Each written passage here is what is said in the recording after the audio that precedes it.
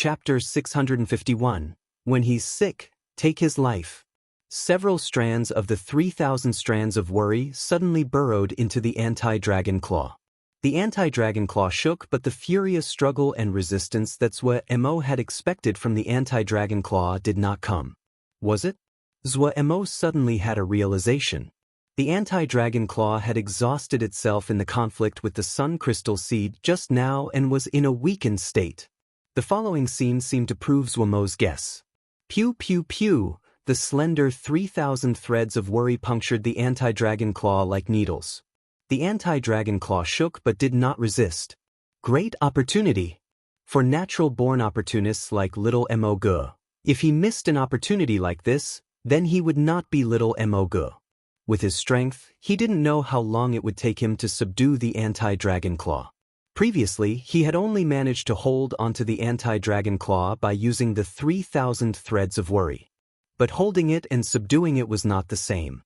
Even though the anti-dragon claw could not escape, he could not channel the power of the anti-dragon claw. Right now, this was when the anti-dragon claw was weakest and the best opportunity to subdue it. Take his life when he was sick. This principle was also able to be applied to Sky Missouri weapons. In blink, Mo threw aside his respect of the anti-dragon claw and started to scheme against it. Only now did he find that the 3,000 threads of worry was the most cunning and evil of the three. This guy had pretended to be neutral from the beginning but showed its hand when the anti-dragon claw showed weakness. Very vicious. But I like it. Mo did not wait around watching but reached out as well. Regardless of how the 3,000 threads of worry subdued the anti-dragon claw, it could not help him tame this peerless Mo weapon. He had to do it himself. Mo tried to reach towards the anti-dragon claw. In the moment that his hand touched the anti-dragon claw, an extremely brutal energy suddenly burrowed into Mo's body. Extreme fury. He felt the anger of the anti-dragon claw. Thunderous roars echoed in his mind intimidatingly. Mo was startled, but he quickly calmed down. Compared to the vast brutal energies before, this energy was sharp but weaker, leading Mo to be more certain that the anti-dragon claw was in a weakened state. He found to his joy that his newly tempered body did not feel any discomfort when enduring this brutal energy. This made Mo overjoyed. The anti-dragon claw also noticed this quickly. Another gust of brutal energy entered Mo's body. Mo's body suddenly froze. This energy seemed the same as the one before, but when it entered Mo's body, he immediately detected the difference. Dark and cold. Extremely dark and cold to the point it almost froze Mo. At this dangerous moment, Mo hurriedly activated the soul-setting divine light. The soul-setting divine light was as wondrous as usual. This extremely cold energy was immediately set. Mo finally released a breath. But this energy was extremely cold and could not be absorbed like the previous brutal energies by Mo's Mo matrix. This cold energy was extremely pure. Mo knew his own abilities and that it would not be easy if he wanted to process it with his own power. But if he did not process it, it may lead to great trouble. An idea sparked. He thought of the remaining sun matrices. There were still many hot flows from the sun crystal seed inside the sun matrices. Would the hot and cold pair together well? His thoughts moved and Mo threw the extremely cold energy into a sun matrix.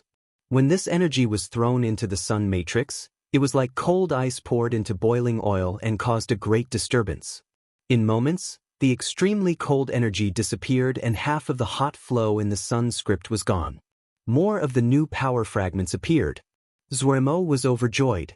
These unfamiliar power fragments were of great benefit to him. After digesting these power fragments, Mo continued to focus his attention on the anti-dragon claw. At this time, his hand was tightly gripping the anti-dragon claw. This was the first time he touched the anti-dragon claw. The dragon claw was covered in icy and hard dragon scales, but the dragon scales where he held the Mo weapon were much finer than the scales elsewhere. More strands of the 3,000 strands of worry burrowed into the anti-dragon claw and it trembled even more violently. At his time, the anti-dragon claw grew dim like it had lost all of its light. Zuemo gritted his teeth and reached into the anti-dragon claw along the 3,000 threads of worry. Boom! It was like Zuemo's finger had been placed into a glacier. Great cold energies immediately exploded forth and spread into Zuemo's body from his finger. Gray frost headed for Zuemo at lightning speed. Not good. Zuemo paled. He suddenly understood he had been tricked. The anti-dragon claw purposefully pretended to appear weak to lure him. Such a cunning Zuemo weapon. Just as the frost was about to cover Zuemo immediately, Zuemo unhesitatingly threw out his ultimate card, Soul-Setting Divine Light.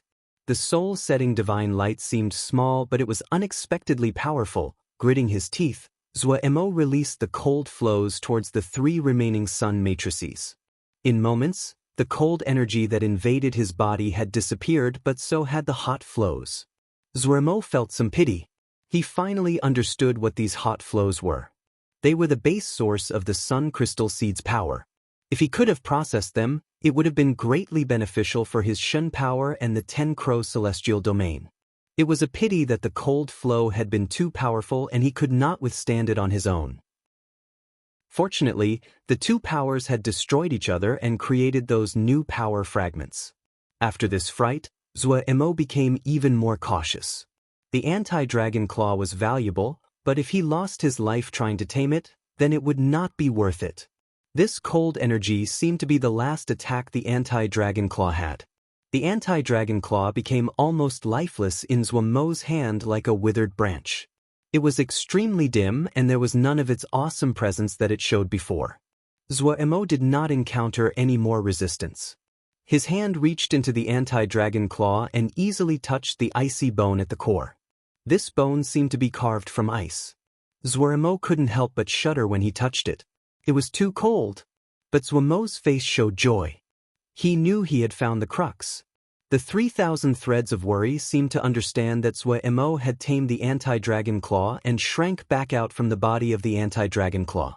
This was the first time Zuemo saw the 3,000 threads of worry release the anti-dragon claw completely. Suddenly, Zuemo's hand was empty. The thick anti-dragon claw had disappeared and was replaced by a gray claw bracelet on his wrist. This bracelet was dim in color and nondescript. In this moment, Zuemo seemed to be dreaming. He had succeeded? He had really succeeded? A surreal feeling overwhelmed him. Had he subdued the Sky Missouri weapon anti-dragon claw like this? Looking at the gray bracelet on his wrist, Zuemo's expression was slightly dazed. The entire process had been surprising, but the attempt was almost unimaginably easy.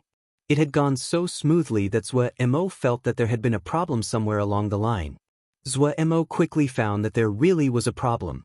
No matter how he called out "Otiat," the gray bracelet did not respond at all. It did not react as though it was dead. Zuemo was stunned. Why was it like this? The great disparity made him almost throw up blood. Anti-Dragon Claw. Where did my Sky Missouri weapon, Anti-Dragon Claw, go? The bracelet did not move at all and did not shine. No one would connect this dim article to the vicious and peerless anti-dragon claw. Depressed, Zuemo quickly sorted out his emotions. Right now, he had not completely escaped the present danger and he could not waste his time on this matter. He looked around and his gaze immediately landed on Marshall Yu. Marshall Yu did not look as at ease as he previously had. His face was white and he seemed to be wounded.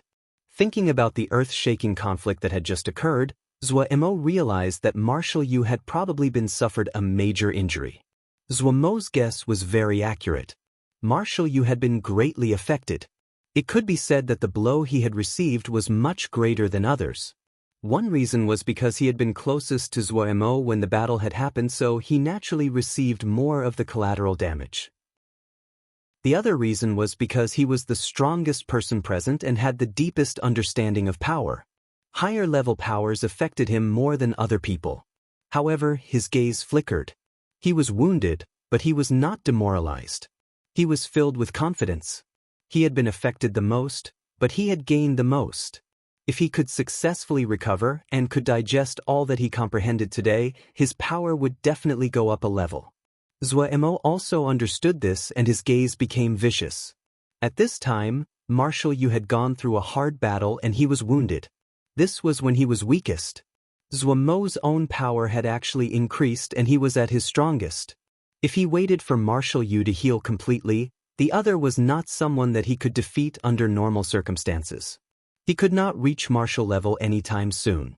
Zhuo did not know what level Marshal Yu would reach after digesting his comprehensions today. Zhuo was disappointed that he could not use the power of the anti-dragon claw, but it wasn't as though he didn't have other tricks in his sleeve. Other than Xing Lianer, who was unable to fight, Wali, Agay, and the Black Gold Seal Soldier still had most of their power. With him added on, they might have a chance. This was the best chance to kill Marshal Yu. No matter what, he had to keep Marshal Yu from leaving.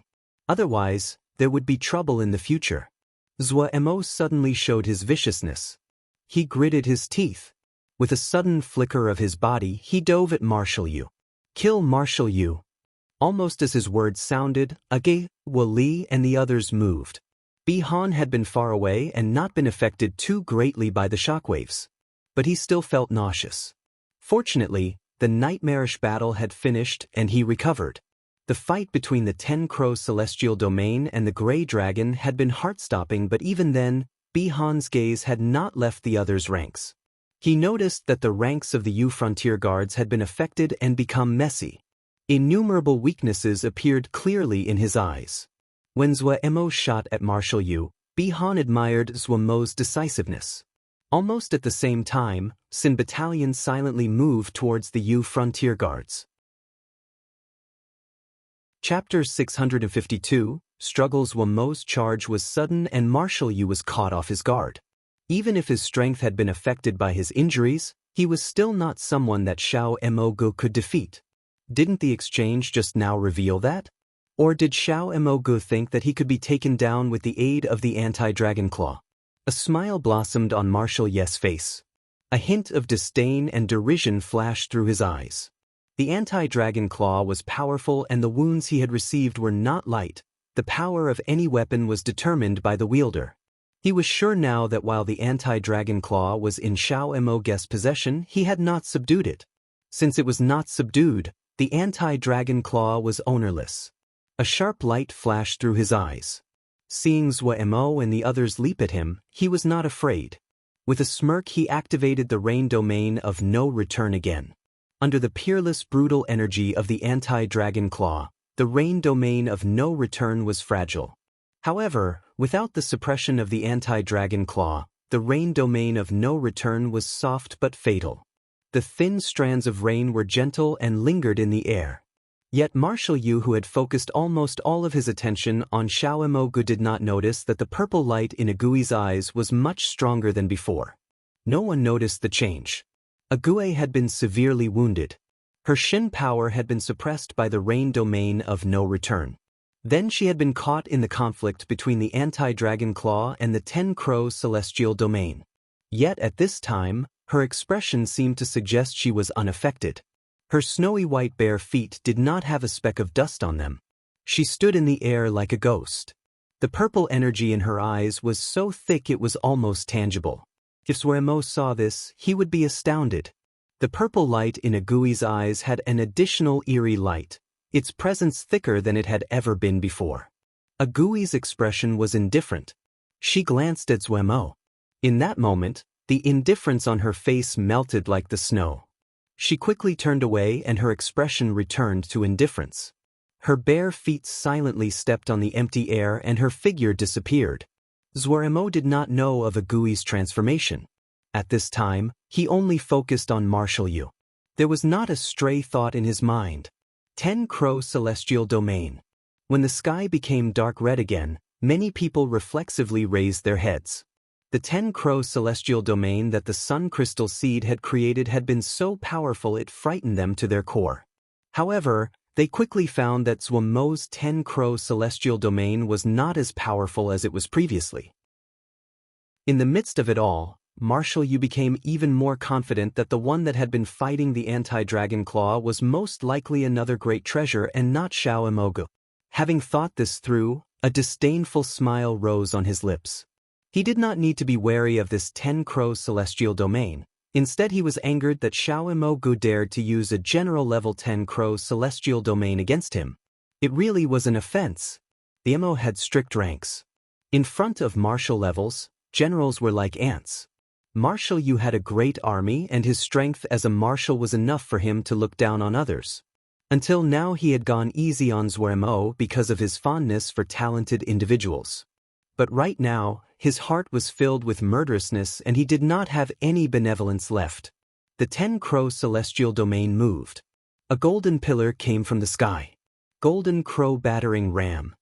The disdain on Marshal Ye's lips deepened. This Xiao Mo Gu just didn't know what was good for him. He was as dumb as an ox. This move clearly was not of any threat to him, yet Xiao Mo Gu dared to use this move. It was laughable. The green carp tongue sword pointed into the sky. Rain suddenly gathered, spinning, and funneled to a point. The strands of rain swam and twisted around the golden crow battering ram. Idiot! Zhuemo had a similar smile of disdain that flashed across his lips before his expression became focused again. It was the golden crow battering ram, and appeared the same as it did before. When the swirling rain wrapped around the golden crow battering ram, a strange field of power surrounded the golden crow battering ram.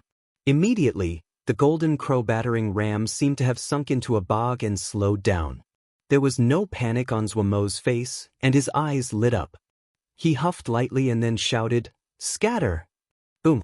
The golden crow battering ram suddenly exploded. Countless needle-like golden lights suddenly spread into the surroundings.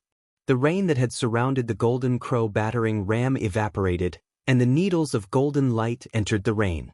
Marshal Yu immediately grunted as his body wavered. He had not expected that Zhuemo was laying a trap. His expression was both shocked and irritated. Zhuemo had seen the entire process of how the Sun Crystal Seed set up the 10-crow celestial domain. He had memorized all of the transformations of the 10-crow celestial domain. This was something unimaginable to him in the past. No one could say that they understood the 10-crow celestial domain well. Even Pu Yao and Wei did not know too much about the 10-crow celestial domain. This had meant Zhuemo needed to explore on his own.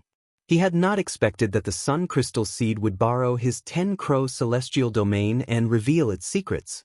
The higher-level power performed all the transformations of the 10-crow celestial domain and helped even his MO matrix mature to its completion.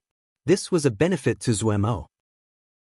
A mature and perfected 10-crow celestial domain. After seeing all the transformations of the 10-crow celestial domain, he knew which direction to cultivate to go up a level. He still needed time to digest and practice what he had gained today, but undoubtedly, even without the anti-dragon claw, Zhuemo's strength had completely transformed. He purposefully used the golden crow battering ram to trick Marshal Yu. When he saw Marshal Ye's figure sway, he knew he had succeeded. However, he did not feel any pride. This was a difficult battle that had just begun. Could a marshal be killed so easy? If this was a different place and time, Zhuemo definitely would not choose such a suicidal course of action. But he knew that if he did not kill Marshal Yu, all that waited them was endless pursuit. Marshal Yu wasn't just powerful individually, he possessed many powerful battalions. After he recovered, it would just be a matter of time before everyone's died. Once Zhuemo made his decision, he did not hesitate one bit. With the first attack having succeeded, he continued onwards. Bi Han led Sin Battalion and charged into the enemy formation like a sharp knife. In his eyes, the weaknesses in the Yu Frontier Guards formation were clear. His charge was determined. All in Sin Battalion were MO with incomplete souls. They did not know fear, did not have emotions. They would systematically carry out all of Bi Han's orders. They were the true killing machines. Bi Han, who was usually reserved, was like a fiery blade, boisterous and powerful. The Yu Frontier Guards had not thought the enemy would dare to charge their formation. They were caught off guard and immediately suffered a great number of casualties.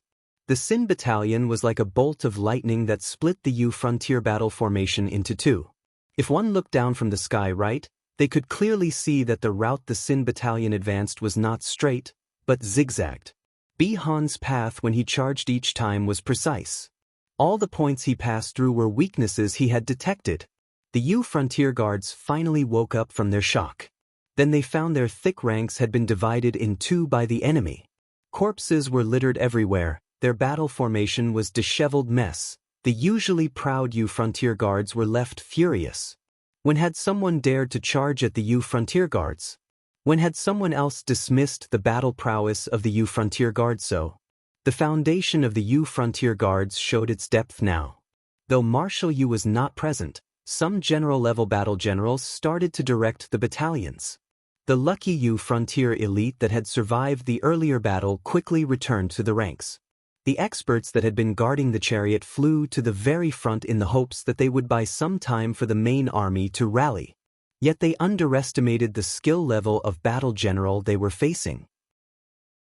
A snarl suddenly appeared on Bihan's icy face. He felt that his blood was boiling, desire for battle filling his heart.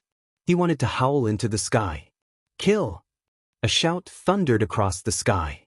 Sin Battalion attacked again. Zhou Mo was extremely cautious about Marshal Ye's reign domain of no return. He chose close-quarter combat. He was now familiar with the transformations of the 10-Crow celestial domain, but 1. He had not mastered all of the transformations, and 2. The general-level 10-Crow celestial domain was not a match for the martial-level rain domain of no return. He was not the Sun Crystal Seed and could not bring out such high-level power. Zhou Mo's attitude of fighting to the death infuriated Marshal Yu.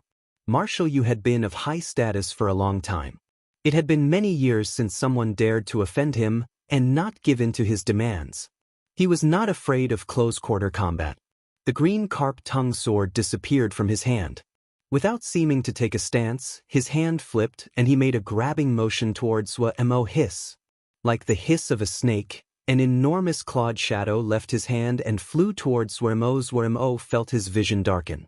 The enormous clawed shadow covered his field of vision. A terrifying gust of wind rushed at him like a snake. Fighting spirit roiled in Zhou Mo's eyes. He did not dodge.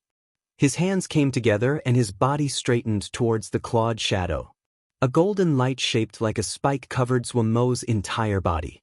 Decisively he charged at Marshal Ye's clawed shadow. Gold thread spike. One of the 10 transformations of the 10-Crow celestial apparatus. The two forces collided in a clash of brute force boom. Zhou Mo vision filled with a blinding light and his body shook. The backlash of power was like being struck by lightning. He couldn't help but grunt. However, his hand was held steady and did not shift. His vision cleared up. He had charged through the clawed shadow. Zhou Mo's confidence increased. The golden light brightened and its presence became sharper. Yet at this time, the Black Gold Seal Soldier and Agui had both sneaked near Marshal Yu. They had surrounded him. Marshal Yu did not reveal any panic on his face. He was unaffected as though he did not care about the destruction of his clawed shadow. He stared at Zhou Mo and suddenly smiled. Then Zhou Mo felt a strange and extremely powerful suction force pull his body to the side. This was... Zhou Mo was startled. You really think that a domain of a marshal only has such simple capabilities? 30 zhang around Marshal Yu rain started to come down in a drizzle. Through the drizzling rain, Marshal Ye's disdainful voice clearly passed into Zhou Mo's ears. The rain domain of no return. Chapter 653, Igui's attack rain domain of no return. The smaller rain domain of no return was just 30 zhang in diameter, did not span a large range like it had previously. Yet the area it enveloped a strange and powerful repulsive power. This strange power was not large in expanse, but it was frighteningly powerful. Zhou Mo had never thought that even with such a fast attack, he was still forced off his mark. He was surprised that the domain could be used like this. It really was wondrous. The reason he had chosen close-quarter combat was so that he could avoid Marshal Ye's rain domain of no return. He hadn't thought that he would end up colliding with the rain domain of no return anyway. Had never expected that Marshal Yu could use the rain domain of no return in close quarters. Zhou Mo was too fast. When he was pulled astray by the field of power, he was not able to react in time and could only watch as he darted past Marshal Yu. Marshal Yu was prepared and his hand lightly reached towards Zhou Mo. If his hand landed, Zhou Mo would be seriously injured if not killed. Martial Yes movements were mighty and forceful. Just a glancing blow would result in a serious injury. Facing at a life-and-death situation, Zhuomo's response was quick. Whoosh! The space around him suddenly became dark red. A wave of hot air spread into the surroundings. 10 Crow Celestial Domain. Zhuo used what he had just learned and activated the 10 Crow Celestial Domain. Martial Yu laughed coldly. His hand did not shift from its path. The hand seemed to be weak, but Zhuo felt his breathing stop in his throat. Little Mo's expression changed drastically. His 10 Crow Celestial Domain was channeled to its limits, but he didn't have any confidence he could stop this blow. At this time, a figure suddenly charged out. Pia! A clear sound of a collision rang out and the figure that rushed forward flew backwards. Martial Yes blow was forced slightly astray by this figure. The air pressure of the blow brushed Zhuomo's body and passed into the empty space behind him. It created a deep hole over 20 zhang in the ground. It was the black gold seal soldier that was thrown backwards. He bared his teeth and hissed. His expression indicated the pain he felt and the seal scripts on his body became dimmer. Zhuo was calm. He found that while his 10 Crow Celestial Domain was suppressed by Martial Yes Rain Domain of No Return, he could still cancel out the strange effects the repulsive field had on him. While Martial Yu overbearing in his movements and blows, he clearly was not skilled in close physical combat. This was an opportunity. Zhuomo's body twisted. Like a slippery fish, he followed the path the strange field of power flowed in and suddenly appeared below Martial Yes' right.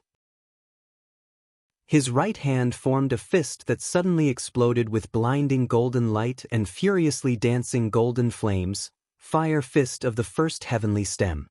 10 transformations, ranking first in dominance, the first fire. 1. Martial Yu snorted coldly. His left arm raised, the 5 fingers of his hand extended toward Zhuo. Bam bam bam bam bam. Like heavy beats of a drum, 5 terrifying gusts of air hit Zhuomo's Fire Fist of the First Heavenly Stem. Zhuo was struck heavily. His body shook and the flames dancing on his right fist were forcibly extinguished. Even more terrifying was that when the 5 gusts of air hit his fist, 1/2 of his body was left numb and unable to move. At this time, countless black chains appeared out of the air and burrowed into the rain domain of no return. Wally had attacked. These chains were like the sharpest of sword essences. In a blink, they pierced the rain domain of no return. The rain domain of no return had a strange field of power in the 30 zhang it covered, but it was too small of an area. It stopped the great majority of the chains, but 2 still managed to pierce through it. The 2 chains twisted in strange positions within the rain domain of no return. Martial Yu, who had been calm until now, changed expression. The twisting chains caused the invisible field of power to appear. Suddenly, a ghostly figure ran alongside the chain and entered the field of power to silently appear behind Martial Yu. Good. Her eyes were filled with purple energy. Her hand pressed in the empty air 3 Siyuan from Martial Yes' back. There was no sound. Martial Yes' body suddenly shook. His expression froze on his face. His eyes filled with disbelief. Why was it like this? Why was it like this? He stood woodenly. He wanted to turn around, but no matter how hard he tried, his body did not listen to him. The light in his eyes retreated like the tide, and in a blink, the light was gone. The Yu Frontier Guards had incurred heavy losses. Bihan's Sin Battalion harvested life with an indifferent attitude. They did not have pity, feel sympathy, or know exhaustion. They continuously charged at the Yu Frontier Guards' ranks. Even though they had fewer members, they held the advantage.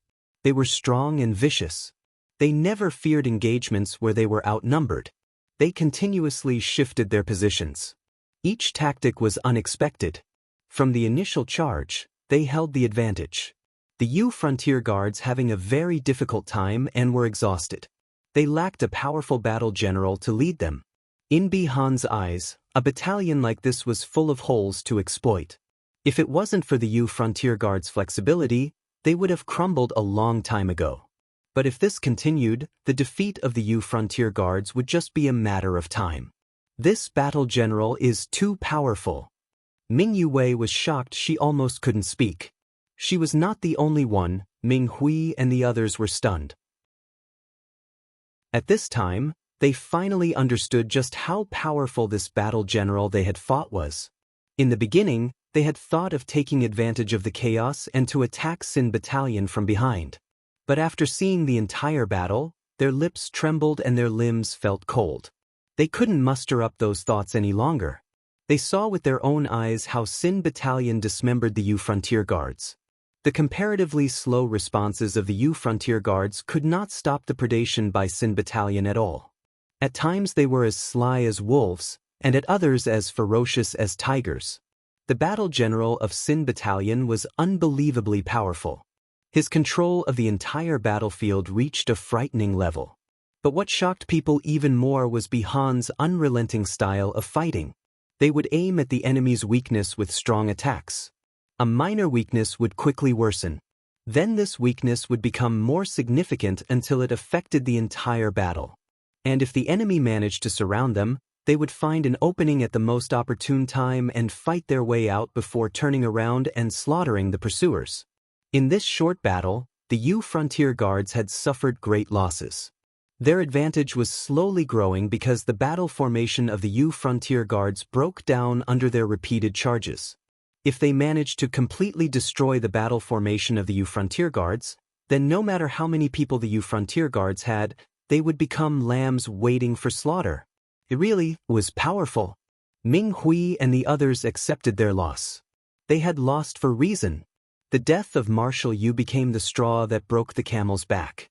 Many of the U Frontier Guards that were fighting saw Marshal Ye's body fall from the sky and were left dumbstruck. Some had even started to cry. Terror and hopelessness spread like the plague across the battlefield. The U Frontier Guards' morale had almost been broken by the charges of Sin Battalion had complete collapsed. Everywhere Sin Battalion passed, blood and flesh flew. Bihan was like a bloodthirsty blade as he directed Sin Battalion. The outcome of the battle was set, but Bihan did not relent. He continued to slaughter the U Frontier Guards. He was like a meat grinder on full power. A killing machine. There were no words that could describe what everyone felt right now. They saw the death of Marshal Yu with their own eyes. This was the marshal to died of unnatural causes in hundreds of years. There was a saying in the Mo territories, only marshals could kill marshals. However, they saw a marshal die at the hands of some unknown people. Among them, the most famous was Xiao Emogu. While Xiao Emogu seemed to have some fame in Great Peace City, but in the entire 100 Savage of the Dark, he was a nobody compared to Marshal Yu, someone who had been famed for decades. What was even harder to accept was that there wasn't a marshal among them. Everyone had believed that Marshal Yu would ultimately win in the end. Even when the anti-Dragon Claw had been dominating, no one thought that Marshal Yu would fall in battle. But Marshal Yu had died. Felled by the hand of an unknown female. That female was the maid standing next to Xiao Emogu. No one present even knew her name. The great Marshal Yu fell to a woman like this. If they hadn't seen it with their own eyes, no one would have believed it. Even now, they did not understand why Marshal Yu died. Zhou Emo panted heavily. His fight with Marshal Yu had been short, but it was a dance with death. Zhou Emo felt very surprised that Agui had killed Marshal Yu. But when he saw the burning purple energy in Agui's eyes, he suddenly understood why she succeeded and his expression changed. He didn't feel any joy. With a flash, he appeared next to Agui and grabbed her hand.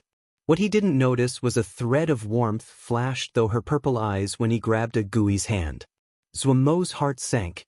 The purple energy in Agui's body was now many times stronger than it had ever been. This was not good. The purple energy was a very eerie power. It could make Agui very powerful, but at the same time, it would corrode Agui's body, destroy her vitality and seal her six senses. Zhou Emo understood that Agui had definitely suffered extremely serious injuries in exchange for the victory just now. The purple energy was unique in that it would become stronger after injury. But even so, it could not be so strong. Zhou Emo looked at Agui. He knew that something had happened to her just now. Zhou Emo didn't feel the joy of victory. The purple energy in Agui's body was so strong. Her condition would quickly worsen and her connection with the outside world would be completely blocked. Damn it. Zhuomo's expression was dark. Ague silently stood next to him as he held her hand. Her eyes, filled with purple energy, were gentle. Looking around, Zhuomo knew he finally won. However, what he did not know that a similarly intense battle was occurring in another place. Chapter 654, Gu Liangdao looked at the Mo battalions who had almost been wiped out and praised, "Brother Gongsun's battalion is peerlessly sharp." Gu Liangdao's figure was tall, his features rough, and his voice boomed like a drum. His face was weathered, and he didn't look anything like the disciples of the four great sects who lived in comfort. His praise attracted agreement from the commanders around him. They all nodded. These battle generals from Xishan were all subordinates of Gu Liangdao. They had followed him for a long time, and usually had their eyes up in the sky. But right now, they did not disguise the admiration they felt. This battalion was qualified to be treated this way. Gongsun Cha smiled bashfully and said, "Brother Gu is too complimentary. If it was not for Brother Gus's help, we would still be traveling here." His tone was sincere. The battalions of Gongsun Cha and Gu Liangdao had met in Old Field Jie, and the two had immediately started to fight. Gu Liangdao had been shocked by the power of Vermilion Bird Camp, and he immediately ordered his battalion to retreat.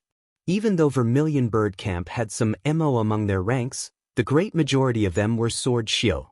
Gu Liangdao had thought that this was a core battalion from Kunlun and sent someone to inquire. When he learned that the other was not a Kunlun battalion, Gu Liangdao was even more shocked. If he did not see it with his own eyes, he wouldn't believe that any faction other than the four great sects would have such a strong battalion. Gu Liangdao appeared rough, but he was actually detail-oriented. He immediately began forming a relationship with the unknown faction. A strong battalion and a top-ranked battle general, they were worth the effort to establish amicable relations. The battalion that Gu Liangdao led had been undefeated in the Mo territories. He hadn't felt any pain at giving this Old Field Jie up to Gongsun Cha if he had to. When he learned that Gongsun Cha was doing all this to meet up with a single person, Gu Liangdao was filled with curiosity. Such a powerful battalion, and such a powerful battalion general, their origins would not be simple. Any person that could have them as an escort would not be simple. And when he heard about how Gongsun Cha and the others were traveling through numerous jie and fought innumerable battles in search of his Shixiang, he was moved. After pondering for a few moments, he decided to help Gongsun Cha. Gongsun Cha hadn't thought that the other would be willing to help him. Seeing the other's sincerity, Gongsun Cha agreed. With Gu Liangdao as company, their rate of advance accelerated. The two battalions traveled together, and as they continued to fight along the way, their admiration of each other increased. Nothing had to be said of Gu Liangdao's status. He was the most famous battle general of Xishan and one of the top battle generals in the world. But he had not thought that Gongsun Cha could rival himself. Gongsun Cha's style was strange and hard to predict. After spending time with Gongsun Cha, Gu Liangdao had gained a better understanding of this person, and respect had formed. Gu Liangdao was an open person and valued friendship highly. Gu Liangdao came from Xishan, but he was not one of the core disciples. He had obtained his present position purely through fighting. Gongsun Cha had never expected that Xishan's tiger general, famed through the world, was not a core disciple. Whenever this was mentioned, Gu Liangdao's subordinates had expressions of rage. Gongsun Cha felt this was hard to believe. Such a famed battle general, yet his sect did not value him. Were the higher-ups of Xishan blind? Later on he learned that Gu Liangdao's good friend had died due to the son of one of the higher-ups in the sect. Gu Liangdao had waited for a chance and heavily injured this disciple. If it wasn't that the matter eventually blew up, that higher-up would have already taken Gu Liangdao's life. But while he managed to live, he had offended the majority of the higher-ranking members of the sect. This meant he could not safely stay in the sect, so he was sent to Bloody Sky Metropolis Jie. He had fought many battles of varying scale, all the while the core disciples of the sect had schemed against him, but he managed to survive and accumulate achievements. His victories meant that, in public, the sect had to reward him, but in the shadows they colluded against him. They did so by sending him on ever-increasingly dangerous missions. He had, against the odds, miraculously survived and grew even stronger. Because of his openness and the value he placed on friendship, a group had gradually formed around him. The people he attracted were not valued by the sect, but they were talented and skilled. Gong Sun Cha gaped when he heard this. He had never thought that Shi Xian's tiger general, who seemed to be so honored on the surface, was forced into such a bad situation. Gu Liangdao did not care about these matters and brushed them away with a smile. While his relationship with the sect's higher-ups was terrible, he was open and willing to help others. This allowed him to make many friends from many places. Gong Sun Cha wondered why Gu Liangdao did not leave Shi Xian. With his strength, he would have an easy time no matter where he was. However, Gong Sun Cha did not ask. Everyone had core beliefs they held on to and guarded. With 2 powerful battalions and 2 top-ranked battle generals, the road forward was smooth. But when they were just about to arrive at Great Peace City, they suddenly encountered a lot of MO. These MO came from different families, and they carried MO weapons. The group seemed to be scheming something. Once battle started, Gu Liangdao was a completely different person. Before the MO could react, he sent the order to charge. He was decisive and did not hesitate at all. Vermilion Bird Camp was not willing to fall behind and also entered the fray. The battle was one-sided. Gu Liangdao and Gong Sun Cha even had the time to idly chat. The battle quickly finished, but during the cleanup phase of the battle, when Gong Sun Cha heard the terms Great Peace City, Shao Mo Gu, Great Peace Treasure Pavilion from the captives, his expression immediately changed. Especially when he heard that Marshal Yesu Frontier Guard had arrived ahead of them, Gong Sun Cha's face almost turned completely white. Even Gu Liangdao's expression became more serious. A martial level. Gu Liangdao had interacted with the MO ever since Bloody Sky Metropolis Jia. He knew what a martial level existence represented. But he still didn't hesitate to accompany Gong Sun Cha to Great Peace City. Feeling urgency, Gong Sun Cha headed for Great Peace City at full speed. But when they arrived at Great Peace City, they saw Bi Han massacring the Yu Frontier Guards. With the little black dots appearing in the sky, the calm expressions of Great Peace City's populace immediately changed. Bi Han, who had been excited by the slaughter, immediately became calm again. He forced down the murderousness he felt and stopped his slaughter. He carefully retreated back to Zhuo Mo's side. He narrowed his eyes and stared at the battalions flying over at high speed. His gaze suddenly focused. 2 battalions. His skill was high, and he immediately recognized that the 2 battalions flying at them were 2 elite battalions. He felt his heart shudder. He had had a fun time in the fight just now, but he had also expended great energy. If a conflict occurred, then it would not end well. Gong Sun Cha and Gu Liangdao had seen Bi Han's almost mad style of fighting. Both of them were surprised. But when Gong Sun Cha saw Bi Han fly next to Zhuo Mo and set up a perimeter, he immediately understood. As expected of Shi Xiang, Gong Sun Cha praised inwardly. When he saw Zhuo Mo was safe and unharmed, he immediately released a breath. Then he became excited. He had finally found Shi Xiang after traveling so far. When Vermilion Bird Camp saw Zhuo Mo, they couldn't help but cheer. At this time, everyone's tense nerves relaxed. So these were Shao Mo guest people. But Princess Xia and the others had expressions of shock and surprise. They had already been shocked at Bi Han's Sin Battalion, but now 2 battalions that could rival Sin Battalion had arrived. What was Shao Mo guest's background? However, once they discovered that the majority of these 2 battalions were Xiozha, the crow shifted again.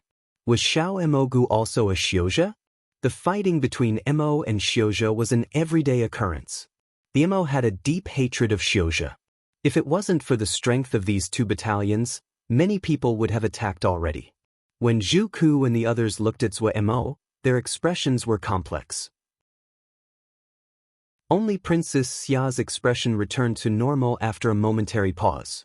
The arrival of Vermilion Bird Camp led by Gong Sun Cha allowed Shu Long and the others to relax. The suppressed exhaustion crashed into them like a tide, and they could only yield to their bodies. With Gong Sun Cha introducing them, Zhuo Mo and Gu Liangdao met each other and thanked each other for the help. Gu Liangdao examined Zhuo Mo and was filled with shock.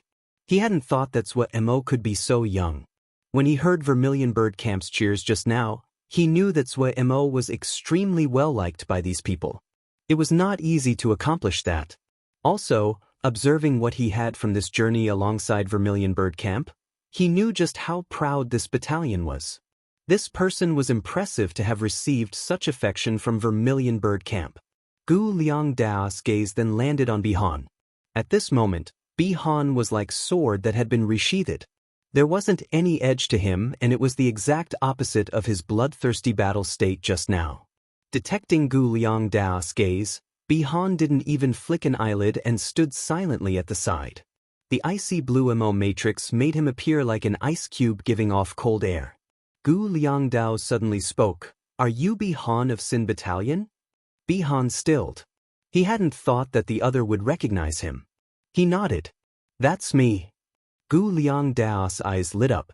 He smiled and said pointedly, "The rumors say much about the most accomplished battle generals of Xian Kong Temple. Jiangzhi is flexible, and Bihan is fearless.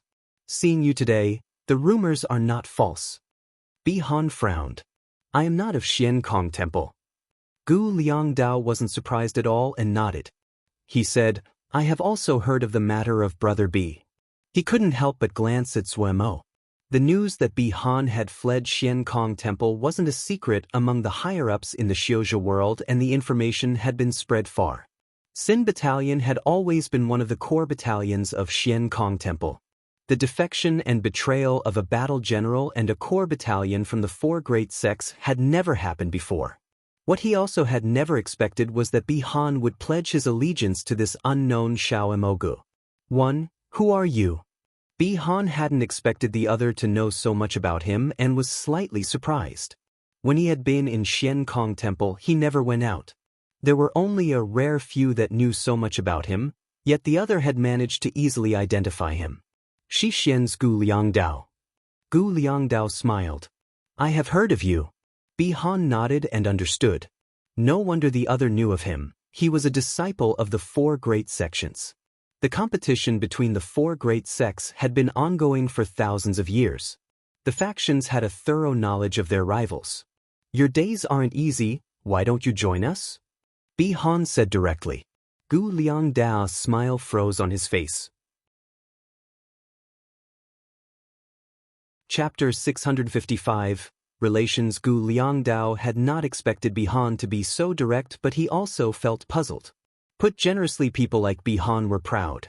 They usually looked down on everyone and thought highly of themselves as the center of the world. Gu Liangdao had only known that Bihan had led Sin Battalion and left Xian Kong Temple. But he still felt it incomprehensible that he had decided to follow this youth. He then looked at Gong Sun Cha standing at the side and Vermilion Bird Camp. Zwe Mo already had 2 top battalions. While this kind of strength could not rival the 4 great sects, it was much greater than the normal intermediate and small sections. Puzzlement, shock, confusion, these emotions mixed in his mind. "With the 2 of you here, there's no need for me," Gu Liangdao said with disdain directed at himself.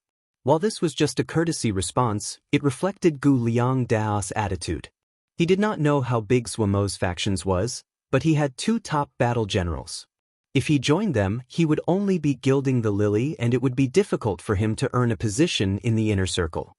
His intelligence and cunning were greater than pure battle generals such as Gong Sun Cha and Bihan to have been able to gather such a group of people in such difficult circumstances. While Bihan was not skilled in scheming, he was perceptive. When he heard Gu Liangdao say this, he did not try to persuade any further and said coolly, "But in the future, Shi Xian will not be tolerant of you." The words hit the sore spot in Gu Liangdao's heart. While to outsiders he looked to have a great reputation in the Xiuzhi world and he was the top battle general from Shi Xian, the higher-ups from Xian Xian would not support him. Ultimately, he was someone who had been categorized as something to be abandoned. To them he was an eyesore. The greater his reputation was, the more terrified the Shi Xian higher-ups became of him. While the higher-ups spoke good words on the surface and appeared understanding, Gu Liangdao knew that it was just to lull him into a false sense of security. Because of this, he was willing to fight in the Mo territories which carried great danger rather than return to the sect. It was most likely that if he returned to the sect, What awaited him was loss of his command. Gu Liangdao was someone who was pragmatic. After a moment of silence, he smiled freely and his expression was not disguised at all. He said openly, "The matters of the future will wait until the future. No one can have smooth sailing all the time. It is enough to have gained something from this trip." Zhou Mo and Gong Sun Cha couldn't help but admire this. Even the icy look in Bihan's eyes melted slightly. This little brother heard that a marshal came, is he? Gu Liangdao had a questioning look in his eyes. "We accidentally killed him."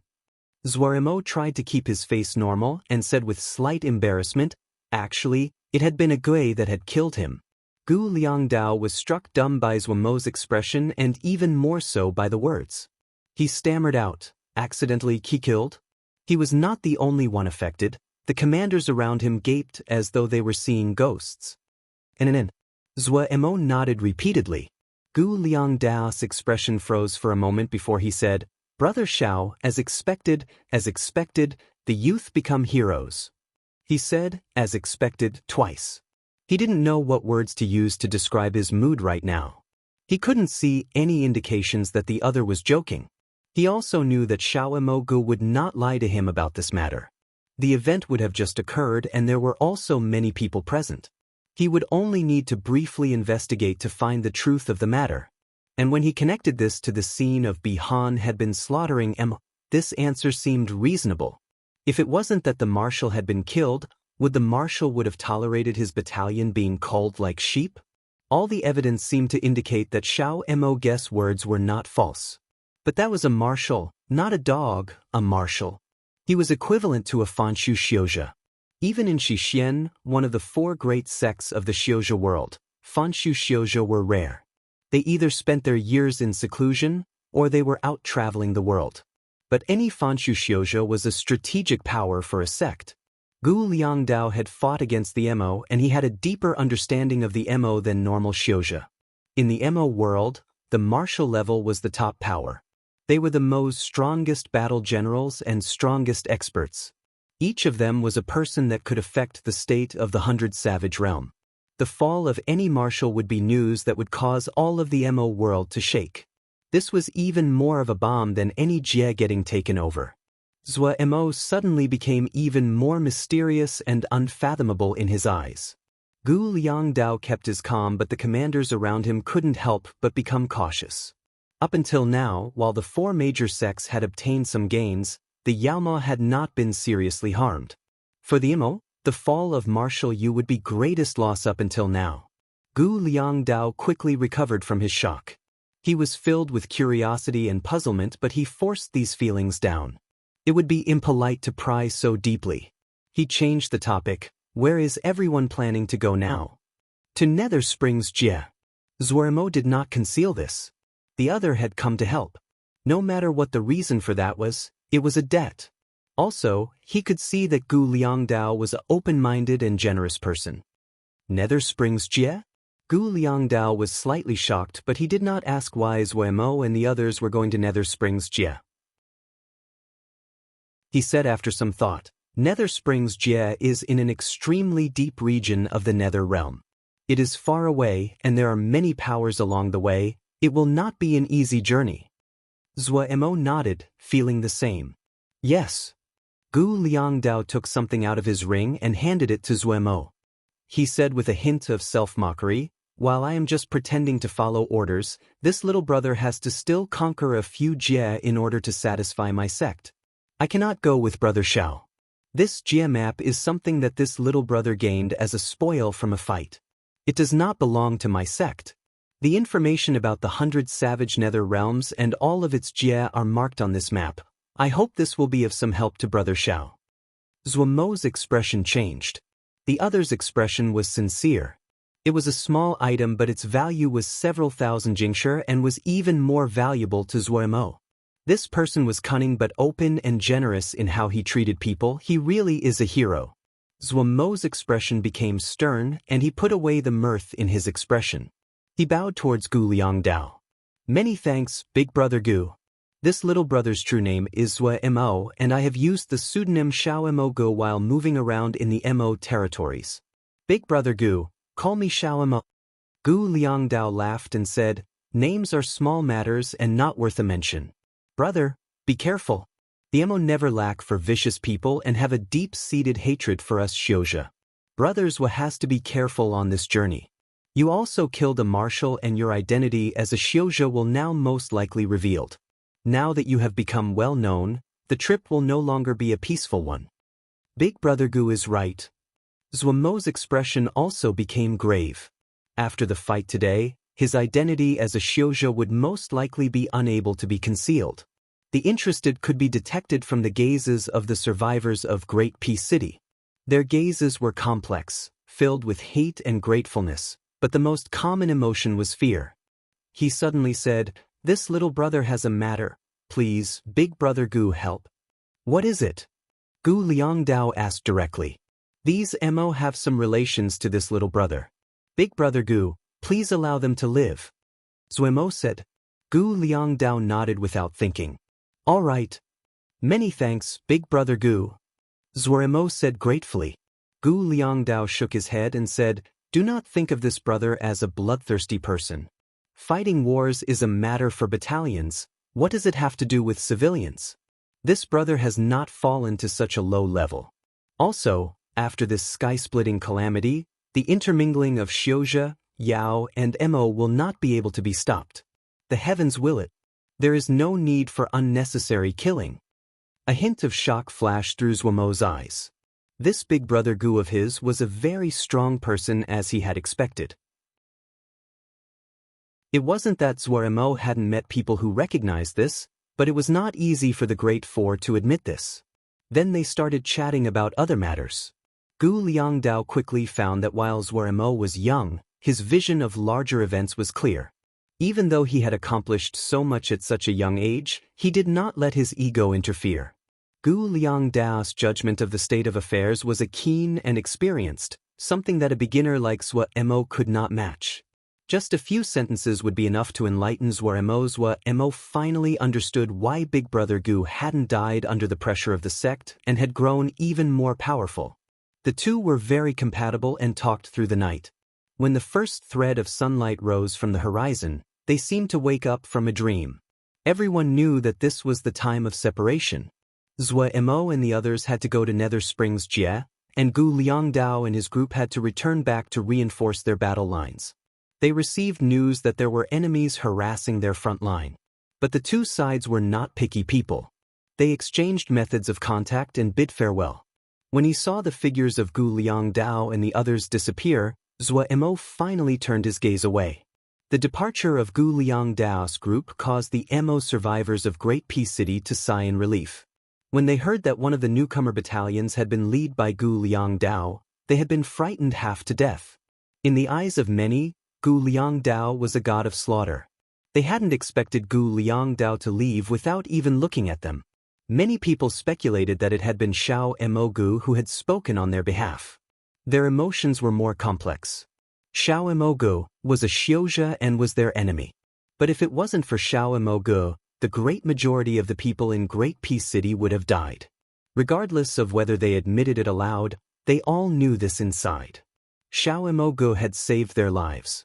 But why was a person like this a Xiozha? Many people had this conflicted thought. Zhuemo did not care. He did not have any bias for or against the Mo. He understood the hatred between the Mo and the Xiozha. He could also guess what they were feeling, but he did not care. It did not matter to him whether they felt grateful or hated him.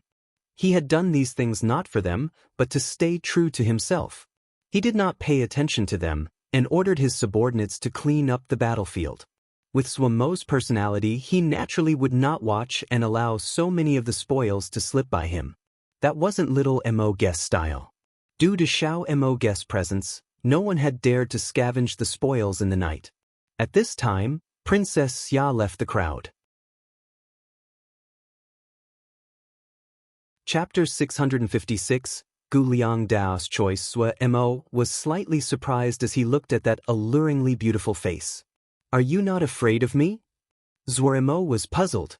The other people looked at him with wariness and fear in their eyes. Yet Princess Xia approached him as usual. Princess Xia smiled alluringly. Why should I be afraid of you? Will you eat me? Zhuoremo was left speechless. Princess Xia's eyes moved and seemed mischievous.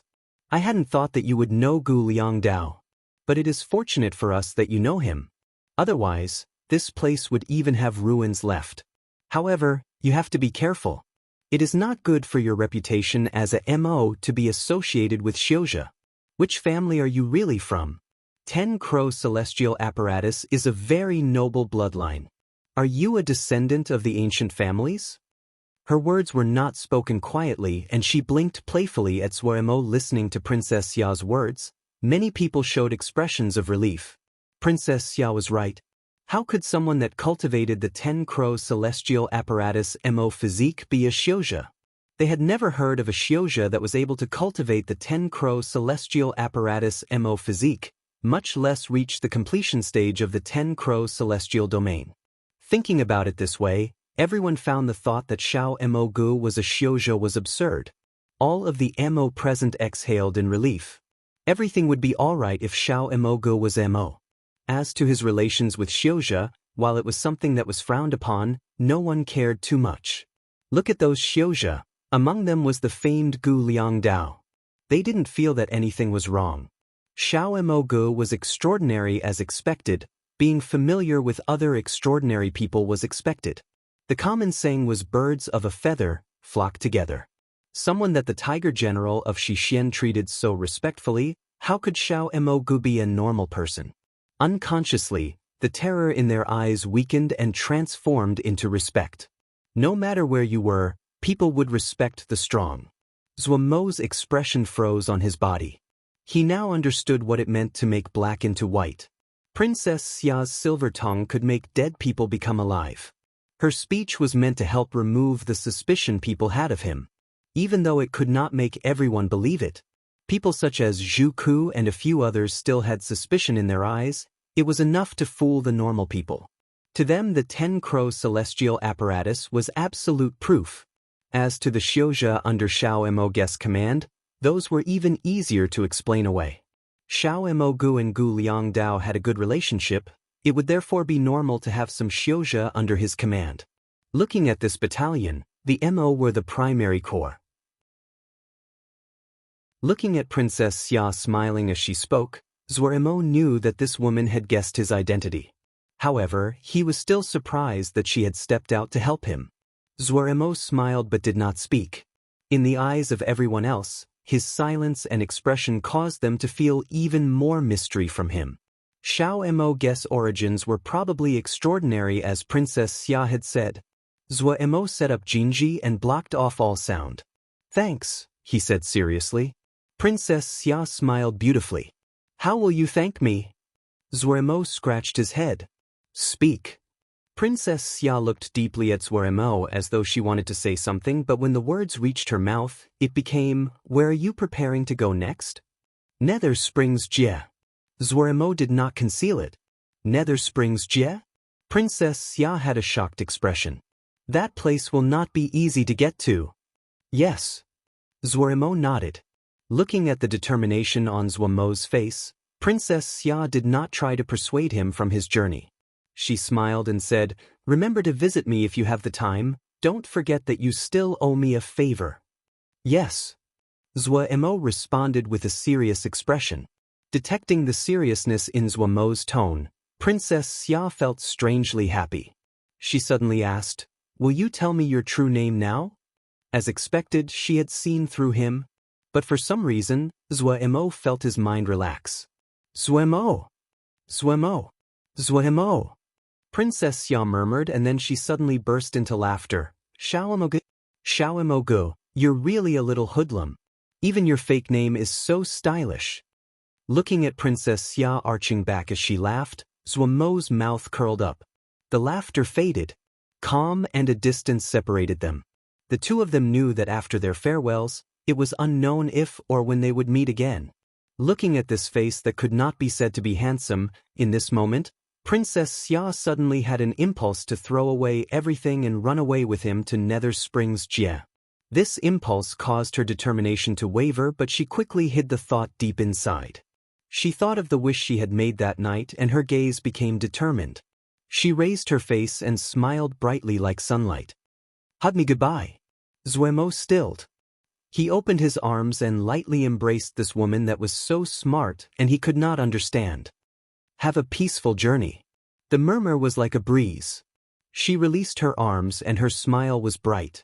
As one of the most popular topics in the shoujo world at present, Gu Liangdao's every move attracted attention. In a short few days, the news of Gu Liangdao's interaction with a mo called Xiao Emogu had spread. The information on this Xiao Emogu was quickly discovered. This Xiao Emogu was not an unknown M. However, what puzzled people was that this Xiao Emogu had first become famous in the Yao territories. The prison-breaking battle and defeating Corps Commander Yu Heng. All those events had happened in the Ten-Finger prison. Yet the Xiao Emogu in these rumors was Mo, and this puzzled many people. Was this guy a Yao or Mo? Some even suspected that there were two people with the same name, but as Xiao Mo guess almost unbelievable escapades came to light, this suspicion weakened. It was very unlikely that two experts who were both called Xiao Emogu had appeared at the same time. And when the Shioja thought of the possibility there were two such talented Yaoma, they were more willing to believe that it was one person. Of all the incidents, what was most eye-catching was Xiao Emogu had killed Marshal Yu. When many people read this, their first response was that their eyes had seen it wrong. Then, all kinds of information corroborated the accuracy of this news and it caused a great furor. But what was most controversial was that Gu Liangdao had helped Xiao Emogu. The rumor that the Tiger General of Shixian was in cahoots with the Mo spread, and once it did, it caused a wave of discussion. All kinds of insider information and speculation flew about. What was even more interesting was that Shixian was silent and did not publicly clarify the situation. Shixian's attitude caused those speculations to seem to be the truth. Was Gu Liangdao truly in cahoots with the Mo? Furious discussion filled the world. In a matter of days, the great hero fell off the pedestal and was spat upon by the world. Gu Liangdao's face was dark. The development of the situation had surpassed his expectations. In the shadows, there seemed to be a hand moving everything. Actually, he didn't need to guess to know who was doing this. The attitude of the sect told him everything. What he hadn't expected was that the sect would be in such a hurry to act against him during a time of war. Suddenly, he thought of what Bihan had said. He hadn't thought that it would come so quickly. Darren, should we make a public statement to clarify? The subordinate couldn't help but speak. Clarify? How would we clarify? Gu Liangdao said coolly. Xiao Emogu is clearly a shioja. Gu Liangdao interrupted his subordinate. This will make brothers with situation even more dangerous. He currently needs his identity as Mo. He had felt kinship with Swa Mo and he was not willing to use this to clear his name. Also, he did not say it, but even if he told them, no one would believe him. Because the people acting against him were the people from the sect. This subordinate was panicked. Darren, we cannot sit around and wait for them to act against us. At this time, a guard suddenly ran in with a terrible expression. Darren, Elder Jean Wu Ming has come.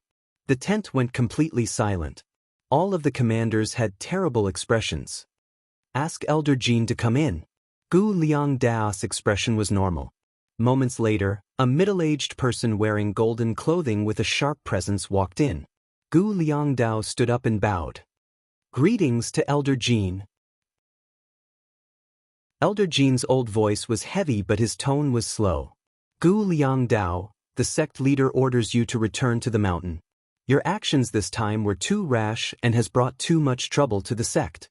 When you return to the sect, you will need to give a good explanation. The sect believes that you are innocent, but the damage to the sect's reputation was too great. The sect needs you to cooperate. Gu Liangdao was silent while his commanders all had angry expressions. Elder Jean's wizened tone became even slower. Liangdao, there won't be any trouble if you just explain. If it wasn't that the discussion was too fierce, I wouldn't have come to get you. You need to understand the hardships of the sect. Cooperate with the sect and eliminate doubts we have. Gu Liangdao shook his head. Elder, your pardon, the war is a busy time and this disciple does not have the spare time to return to the sect at the moment. Elder, please return to the sect and tell the sect leader that when this war is finished, this disciple will return to the sect and ask for forgiveness. Elder Jin's gaze suddenly became as sharp as a sword as he shouted angrily, Gu Liang Dao, you dare to disobey the sect leader. The reality is so, there is nothing I can do, Gu Liang Dao said deeply. Good, good, good. Elder Jin said 3 goods and then said coldly, there is nothing I can do. If Gu Shidi knew his most beloved disciple was so disobedient, I only wonder what he thinks in the afterworld. A deep grief flashed across Gu Liang Dao's eyes. He slowly stood up and looked directly at Elder Jing. If it was not to repay Master's grace of raising me, would I stay at Shixian? I have fought countless times for the sect, almost died multiple times, and have rendered great service to the sect. I don't owe the sect. If Master knew what the Shixian he had always defended has become like this now. Gu Liang Dao allowed the tears to fall down his face. Elder Jing's face turned into a mix of colors as he shouted angrily. Good, good, good. You have become proud due to your achievements. You dare to not listen to the orders of the sect leader. This is treason. He looked around and said coldly to the commanders, are you all going to follow Gu Liang Dao and betray Shixian? What's the use in such a ruthless sect? Well, betray you. I've long given up on this corrupt sect. This is very good, end it all. The commanders stood up one after the next and looked with fury and disdain at Elder Jin. Elder Jin's old face became ashen and his extremities felt cold. Over the next few days, Shixian's Tiger General Gu Liang Dao led his battalion in leaving Shixian. The world was left astounded. Chapter 657, Tang Battalion. It had been a month since the incident by the time Zuemo learned that Gu Liang Dao had left Shixian. Zuemo was filled with guilt. From beginning to end, Gu Liang Dao had not stepped forward to defend himself. There was much speculation about Zuemo's identity, but most of it focused on his identity as a Yaoma. He believed this was the reason for Gu Liang Dao's silence. The two had exchanged imprints. Zuemo thought for a moment and then wrote a letter to Gu Liang Dao thanking him for keeping the secret and asking what he could do to help. A paper crane quickly flew back into Zuemo's hand. Gu Liang Dao's letter was very short. He had just finished a battle when he wrote this letter. In the letter, Gu Liang Dao wrote that he had already sealed the Chaos Rift connecting to Shixian territory and they would no longer receive any supplies in the future. He had taken over 15 MOJie and was planning to manage them so he could be self-sufficient. Right now, everything was good and there was no immediate worries. Zuemo was relieved after reading this. 15 jie, even if it was only 15 small jie, was enough to support Gu Liang Dao's battalion. However, these 15 jie they occupied were MO territories and the MO had a deep hatred of Xiuzhe. It would not be simple for Gu Liang Dao to govern these 15 jie. However, Gu Liang Dao shouldn't have any problems in the short term. Zuemo decided that after he went to Nether Springs Jie and returned to Cloud Sea Jie, he would set up a transportation formation to Gu Liang Dao's territories. They could then travel freely and help each other. Zuemo threw away his worries about Gu Liang Dao and started to ponder his present situation. In this past month, they had been traveling at full speed. It had to be said that the name of Xiao Mogu was famous in all of the Mo territories. Defeating the Yu frontier guards, killing Marshal Yu, having a good friendship with Gu Liang Dao, and so on. This made the name of Xiao Mogu an intimidating one. Zuemo had previously thought he should travel in a low-key manner. But there had been too many battles along the way. Seeing this, Zuemo decided to announce his presence, relying on the fame of the name Xiao Mogu to avoid trouble. As expected, this move was immediately effective. Those factions that previously did not know their background immediately shuddered when they learned that the incomers were Xiao Mogu's battalion. They even consciously restrained their own battalions. There had been a Mo general who hadn't believed that Xiao Mogu was as strong as the rumors and wanted to test their skill. In the end, all of his commanders had opposed him, and he had been assassinated in his bedroom that night. Having raised his banner, Zuemo's path could be said to be free of any blockades. However, Zuemo was not happy. While their speed had accelerated, they had exposed their movements to the public. Where had Xiao Mogu reached today? This was one of the hottest topics of the present Mo world. Other problems came with this. At the beginning, they had been deeply afraid of Zhuemo and the others. However, they quickly found that Xiao Emogu was not as brutal and vicious as the rumors said. As long as they did not provoke him, he would not attack. He did not have any interest in their territories. Many people wanted to establish relations with such a strong and reasonable battalion. Even if they could not form a relationship, it would be good to curry favor. Consequently, many messengers came every day with gifts and invitations for Zhuemo's group to be guests. Zhuemo didn't know whether to cry or laugh. He still accepted the gifts, but he refused all invitations. Yet what he hadn't expected was that there were large numbers of Mo that came due to his reputation with hopes of entering his battalion. At the beginning, there hadn't been many people, but when the first group of Mo who had come had seen the powerful soldiers of Vermilion Bird Camp and Sin Battalion, they had been stunned, and their desire had grown even hotter. When these people spread the mirages, it caused a great wave. All the large families started to study these inaccurate mirages.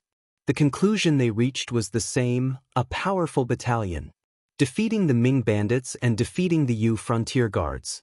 These two battalions had now been ranked high among the many battalions in the 100 Savage of the Dark. Looking at these mirages, the last bit of doubt disappeared. They suddenly realized. No wonder they could defeat the Ming bandits and the Yu frontier guards. Mo always ranked themselves based on power.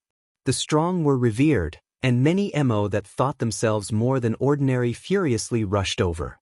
Xiao Emogu being able to kill Marshal Yu meant that Xiao Emogu possessed an ability to fight at a high level.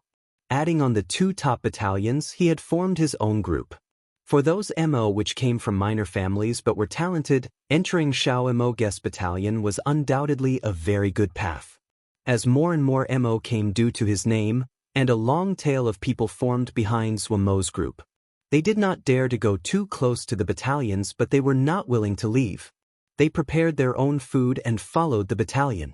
This was something novel to the Mo, and it stirred everyone's interest. All kinds of reports spread.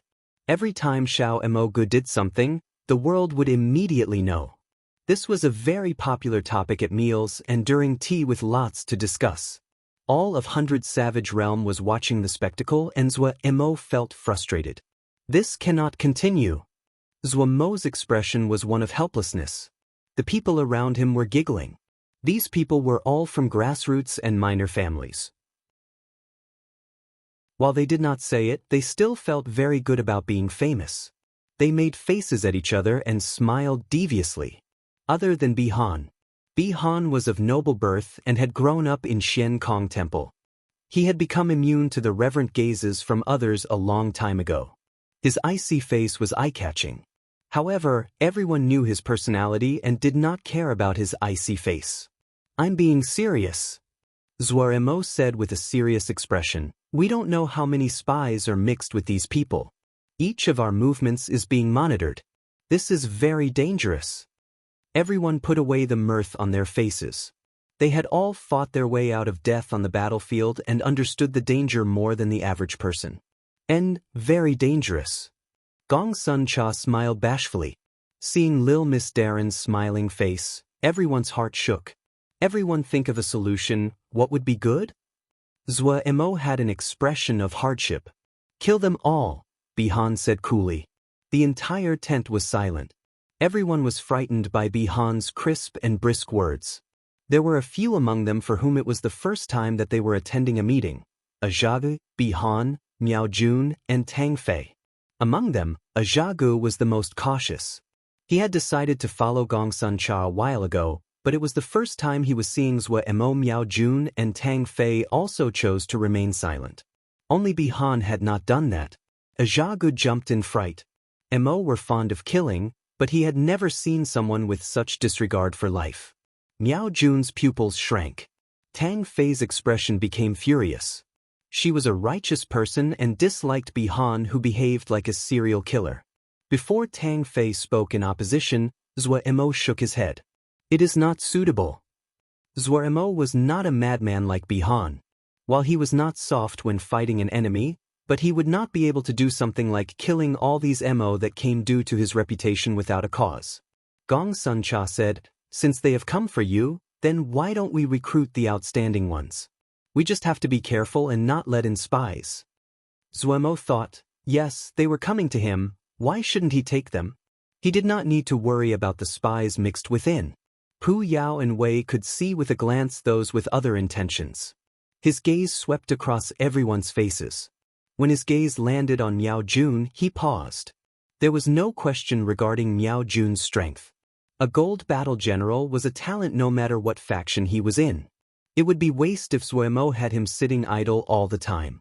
But while Miao Jun had come along, his intentions were unclear. Miao Jun had never disguised this, but he did not speak to reveal the reason he followed Zuemo.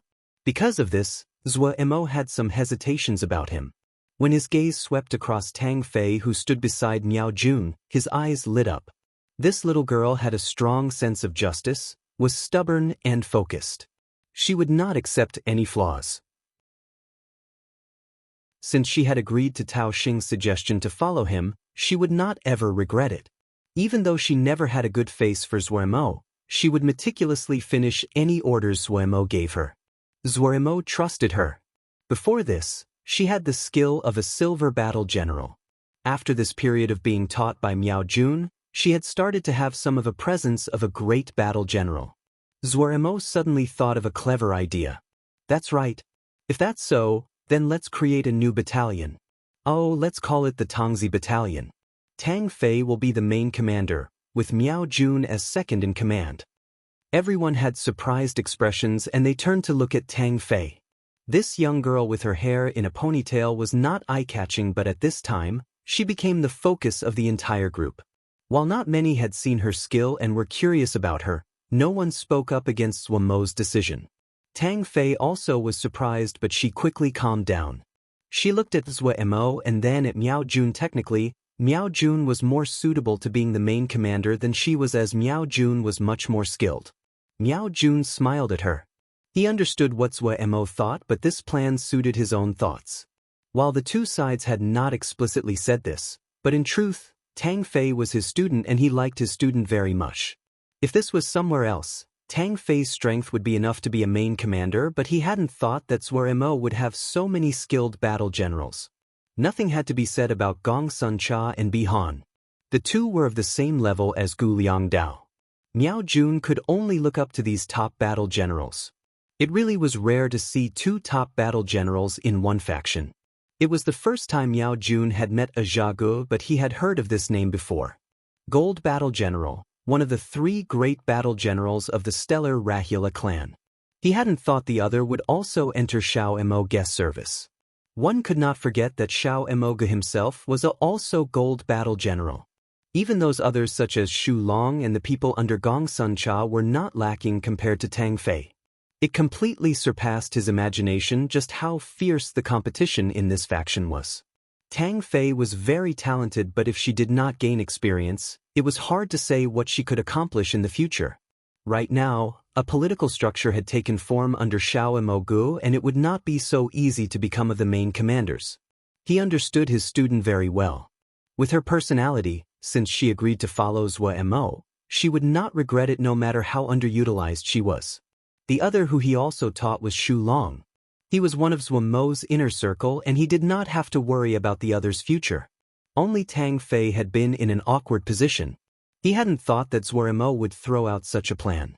He immediately recognized that this was a 1 in 1,000 chance for Tang Fei.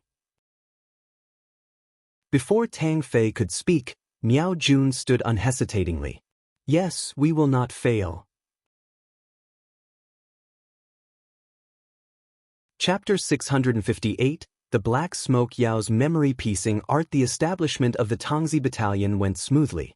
Miao Jun knew what needed to be done and clearly had experience in this area. Many people noticed this and were curious about his past. Miao Jun's skill wasn't just theoretical, he was experienced, the kind of experiences that could not be obtained by just studying to be a battle general. Pu Yao had specialized lie-detecting Yao arts and quickly identified the spies mixed within the crowd, techniques that broadened Zuemo's experiences. The Tongzi Battalion quickly formed its basic combat structure. The ones that had joined were mostly from small families and had some ability. Following Miao Jun's suggestions, Tang Fei did not recruit a large number of people but picked only the most outstanding. Compared with the other battalions, the Tongzi battalion could only be said to be a small battalion of about 800 people. These 800 people were picked out from approximately 100,000 people. In terms of average individual power, they were much stronger than Tseng Lianer's celestial planet guards. Xiao Mo's present reputation was much more attractive to the experts than Tseng Yi's. What shocked Zhou Mo even more was that more than 20 general-level Mo had come to join him as well. This caused Zhou Mo to feel a bout of pride. Gu is now a major figure that could recruit general levels. There were 7 battle generals among the 20 general levels, and all of them were silver battle generals. This made Zhou Mo overjoyed. Right now, he did not lack for gold battle generals. Gong Sun Cha, Bi Han, Miao Jun, and Ajago, all of them could act by themselves. Gong Sun Cha and Bi Han were top battle generals. But in a whole battalion, other than a powerful main commander, the intermediate level commanders were also very important. Especially when the battalions grew larger, more and more outstanding intermediate level battle generals were needed. Yet Zhou Mo lacked these intermediate level battle generals. When the additional manpower was accepted into the combat structure, Zhou Mo's power would undoubtedly go up another level.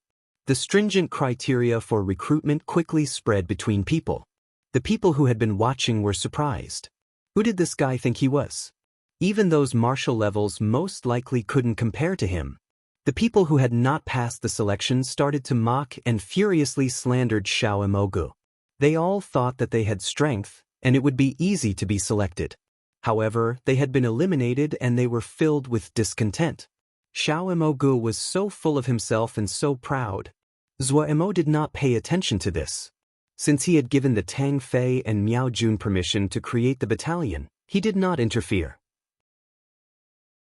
He would never question the employed, and never employ the questionable.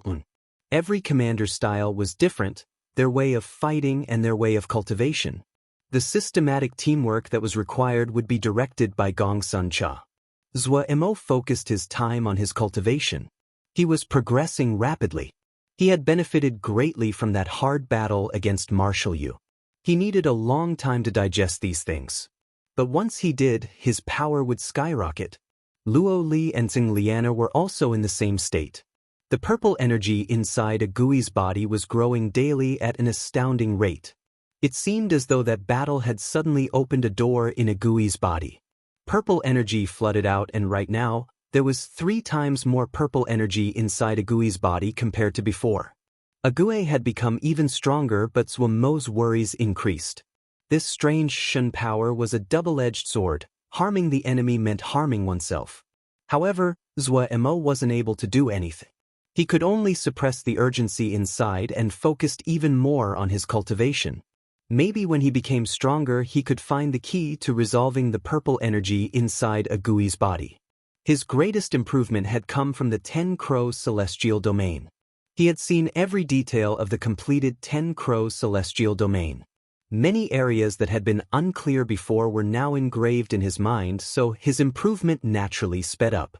Right now, he was just one step away from the completed state of the 10 Crow celestial domain. Other than his comprehension of the 10 Crow celestial domain, there was the great degree of maturation in his Mo physique. The strange fragments of energy that had been formed from the creation and destruction of the anti-dragon claws and Sun Shen crystal's powers were the most primal power. They had strengthened Zhou Mo in all areas. Mo physique, spiritual consciousness, Ling power, even his Shen power, all of them had increased greatly. This was the most wondrous power that Zhou Mo had ever seen, but when he thought of it, he found that it really was lucky. Both the Sun Crystal Seed and the Anti-Dragon Claw were ultimate treasures of the world. Obtaining one would mean a person had great luck. Having obtained 2 at once, even Zhou Mo sighed in shock at his own luck. The Mo matrix that had formed with the Anti-Dragon Claw had become dim as the Anti-Dragon Claw became silent and seemed to have gone into hibernation. Zhou Mo was slightly disappointed by the slumber of the Anti-Dragon Claw. He had originally thought that he could carry this weapon around and dominate in all directions. Now his wish had gone up in smoke.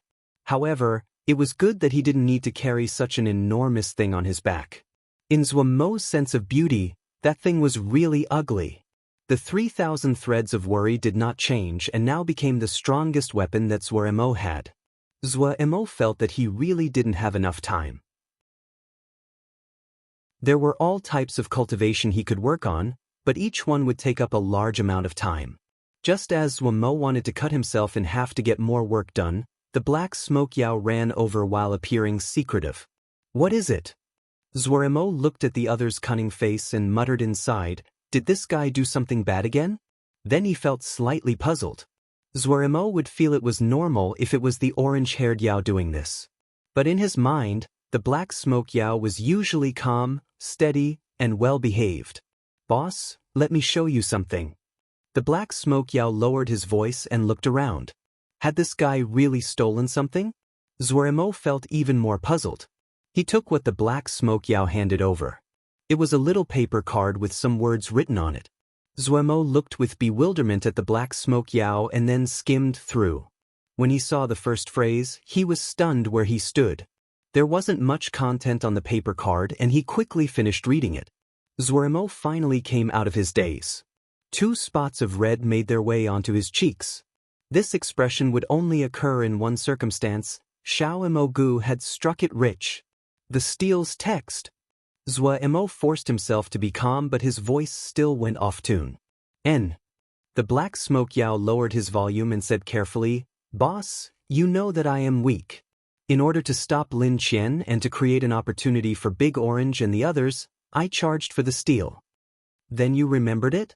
Zhuo's voice was excited. "It is not so simple." The black smoke Yao grimaced.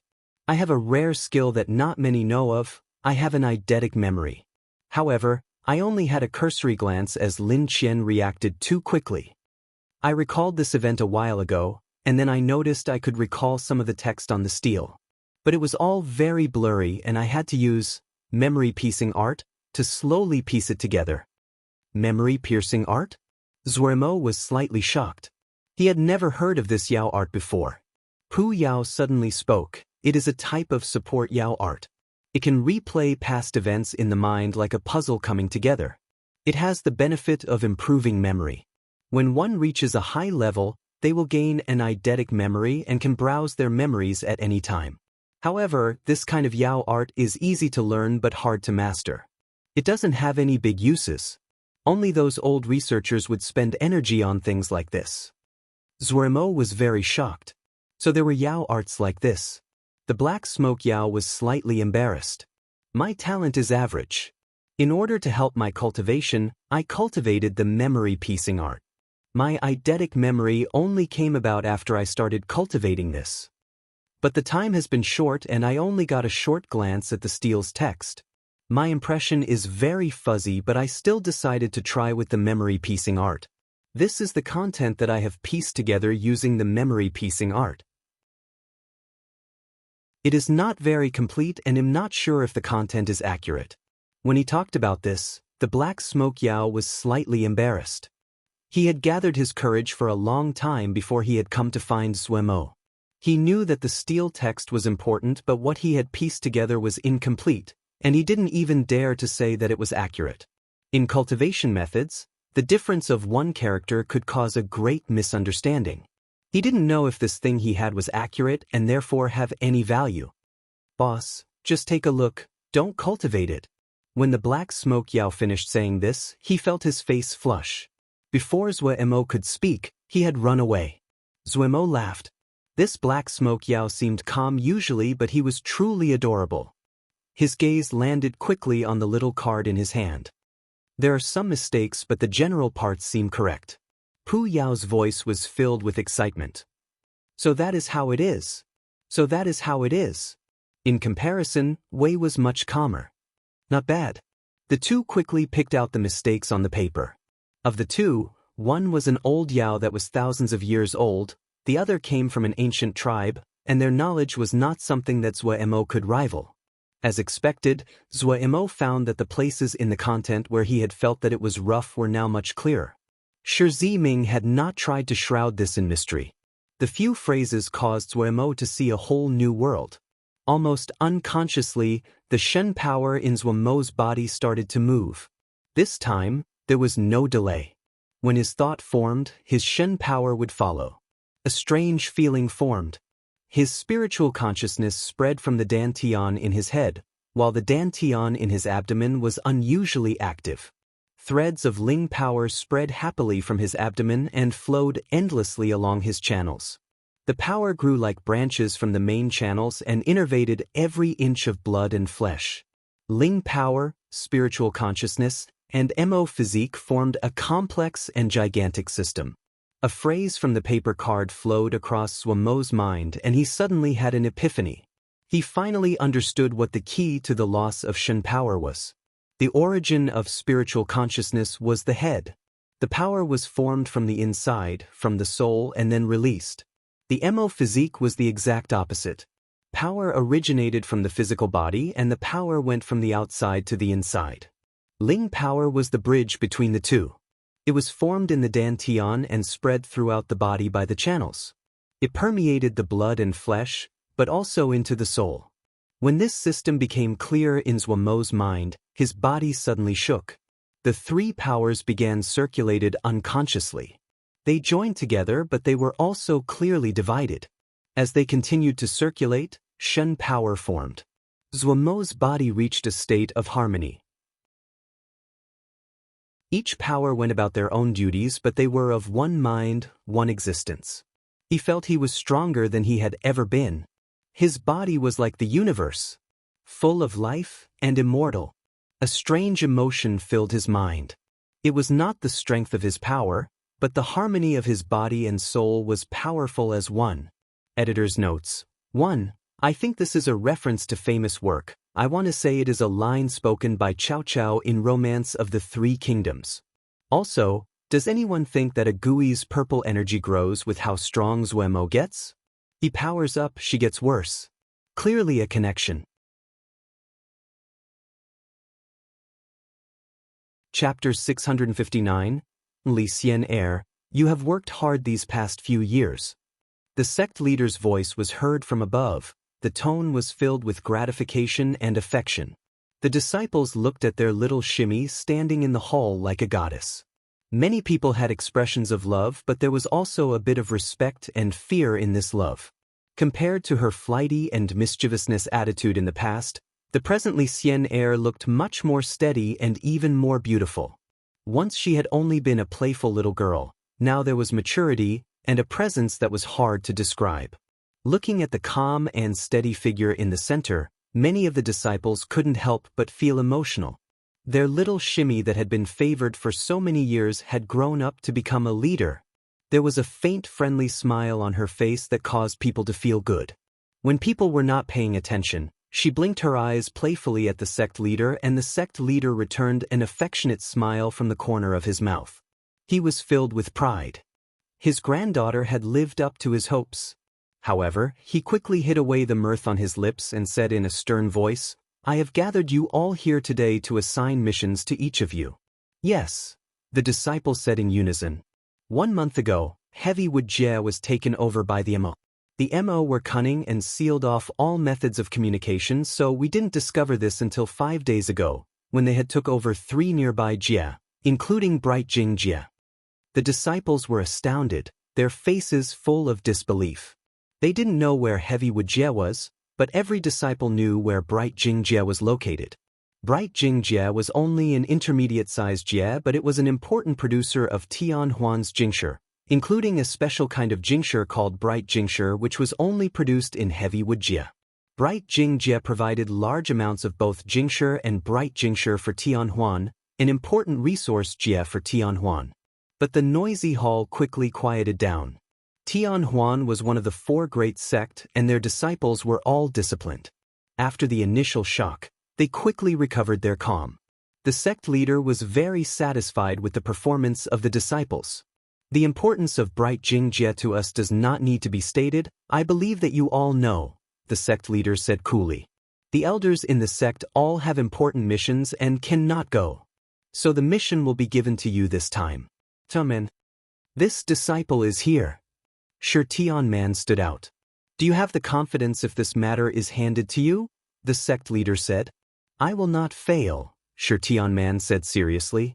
You can select the personnel and battalions that you want. I only have one condition, take back Bright Jingjie in a month, the sect leader said coolly. This disciple understands.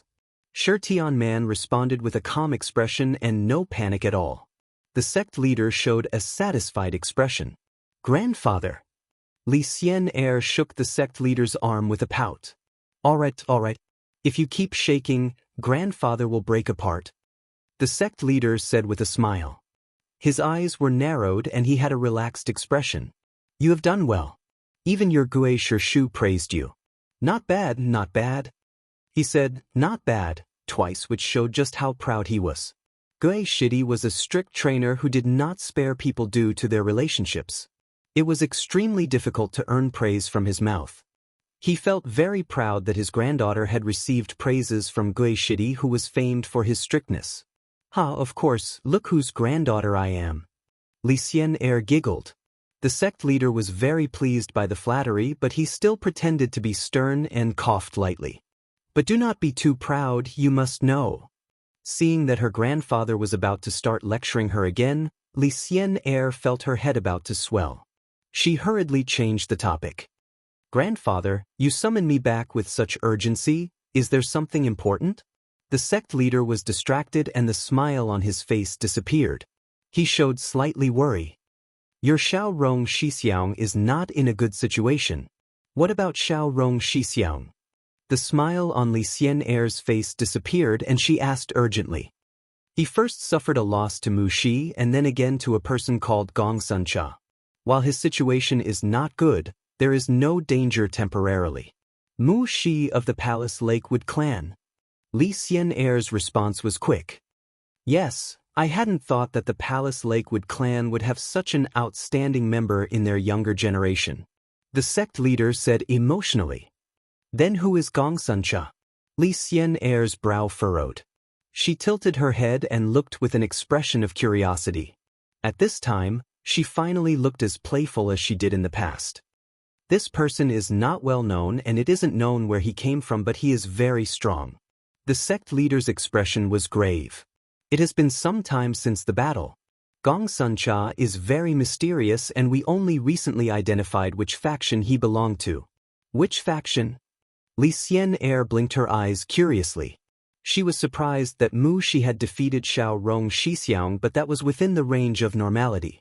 Palace Lakewood clan was one of the famed families in the Yao world and had a long history of producing outstanding battle generals. But this something Cha was able to defeat Xiao Rong Shixiang as well. She was shocked. She knew just how strong Xiao Rong Shixiang was. Among the younger disciples in the sect, only Tianman Shixiang could rival him. Xiao Imogu. The sect leader said 3 words. Li Xian face was puzzled. Who is he? This person is very mysterious. The sect leader's expression was grave. You have just returned and there are some things you do not know. First, Xiao Imogu and Gu Liangdao are good friends. Just a while ago, Gu Liangdao suddenly left Xixien. The cause of this was this Xiao Imogu. Ah! Li Xian exclaimed and wasn't able to maintain her calm. Of course she knew who Gu Liangdao was. Xixien's tiger general, the undoubted top battle general of the younger generation. Such a person had betrayed their sect. If it wasn't that the person who was telling her this was her grandfather, she would have had a hard time believing it. The sect leader seemed to not see his granddaughter's shock and continued. No one can say what Xiao Mo's background is. Even now, we are uncertain about whether he is a Yao or Mo. He had gone into the 10-finger prison and activated a prison-breaking battle. This person isn't just strong, he is an outstanding battle general. He defeated Corps Commander Yu Heng of the Regular Corps, a gold battle general. Li Xian's mouth was open wide. Her face that was usually filled with smiles was full of shock. The sect leader did not stop and continued. Xiao Imogu then appeared in the Mo's Great Peace City.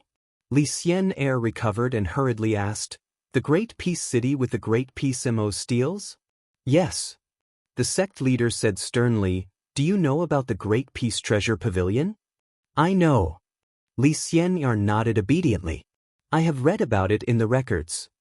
The sect leader nodded. We have always had our people in Great Peace City because of the Great Peace Treasure Pavilion. That is also why we know such much about what happened at Great Peace City. Li Xianyar did not interrupt and listened curiously. Xiao Emogu suddenly appeared at Great Peace City. When he appeared, he made a flamboyant appearance. He caused the worldly apparition Shifting Star Sands, killed Xin Yu who had comprehended the Peacock King Plume. The Mo physique he cultivates is the pure, 10-crow celestial apparatus.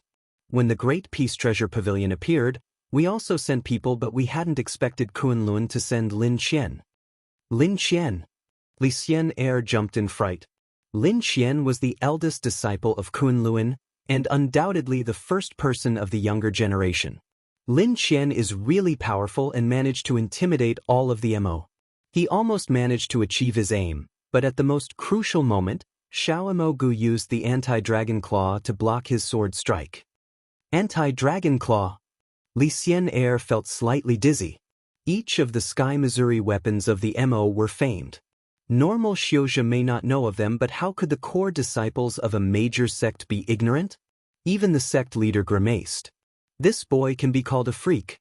With power of a general level, he tamed the Sky Missouri weapon. This has never happened before in the history of the Mo.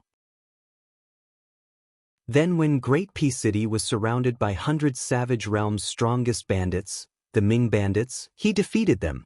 Reports said fighting was extreme and that the battalion that defeated the Ming bandits is one that you know. A battalion that I know? Which one? Li Xianyar asked dazedly. Xian Kong Temple Sin Battalion. Sin Battalion? Li Xianyar's eyes were dumbstruck. Of course she knew Sin Battalion. The four great sects had exchanges and knew each other very well. The famed Sin Battalion, how could she not know? She murmured. Isn't the commander of Sin Battalion someone called Bihan? Yes. The sect leader nodded. You came back late and don't know yet. The first time Bihan was sent to fight, he took Sin Battalion and betrayed Xian Kong Temple. Li Xianyar was completely stunned. Was this Xiao Emogu a specialist in getting people to leave and betray their factions? Xian Kong Temple's Bihan left, Shixian's Tiger General Gu Liangdao left.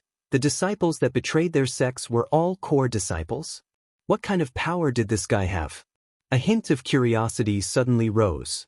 Once it formed, it couldn't be erased.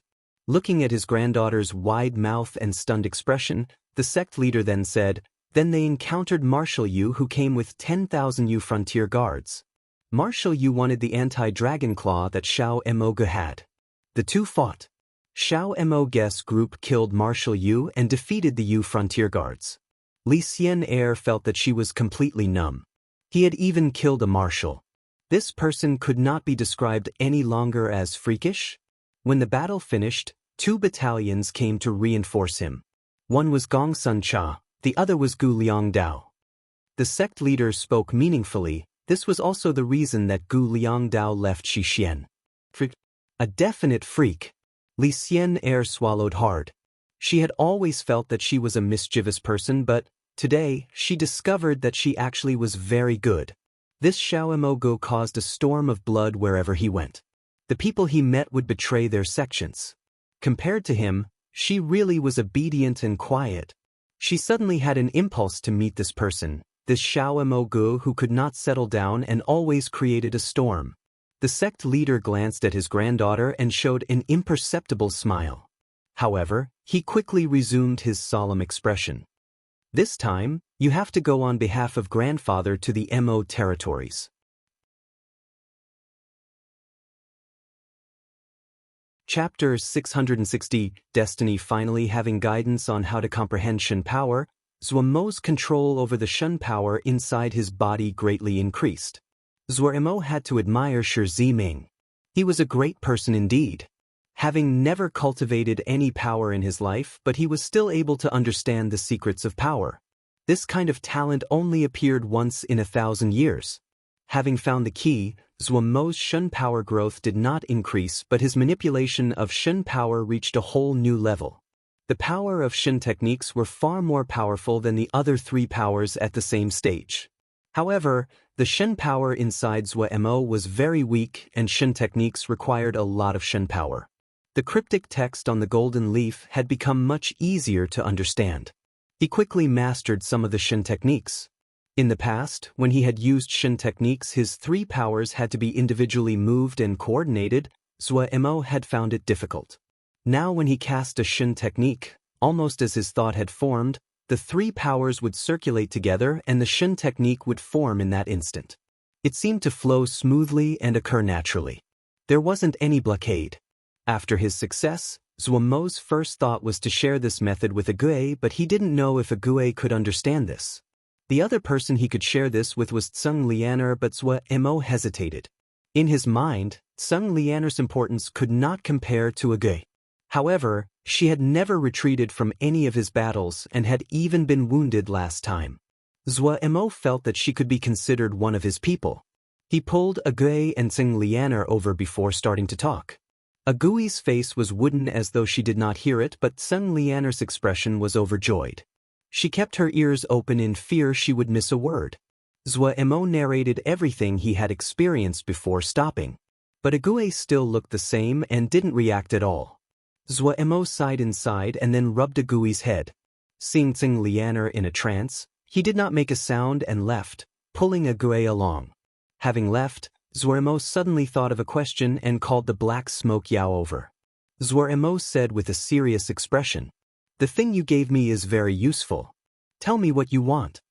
The black smoke Yao understood Zhuo's meaning. Zhuo wanted to thank him. He thought for a moment and then said calmly, "My talent is average, but Big Orange's talent is very good.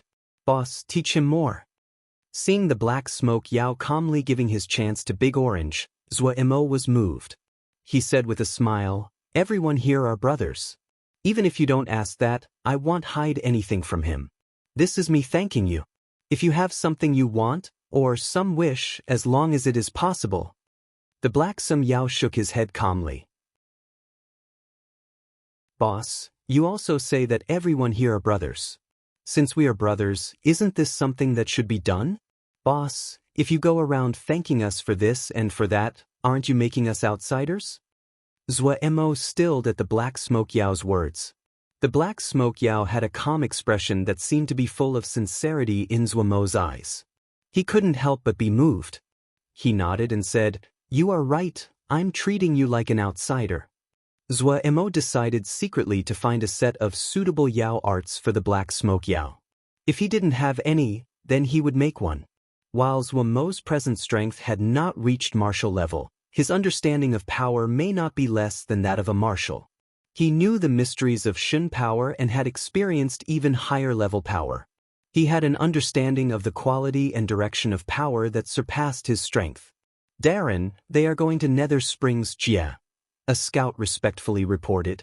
Xiao guessed destination wasn't a secret and many knew. Nether Springs Jia. Jiang's eyes flickered across the Jia map and quickly landed on a faraway place. His expression was calm and serene. The scout lowered his head and didn't dare to breath.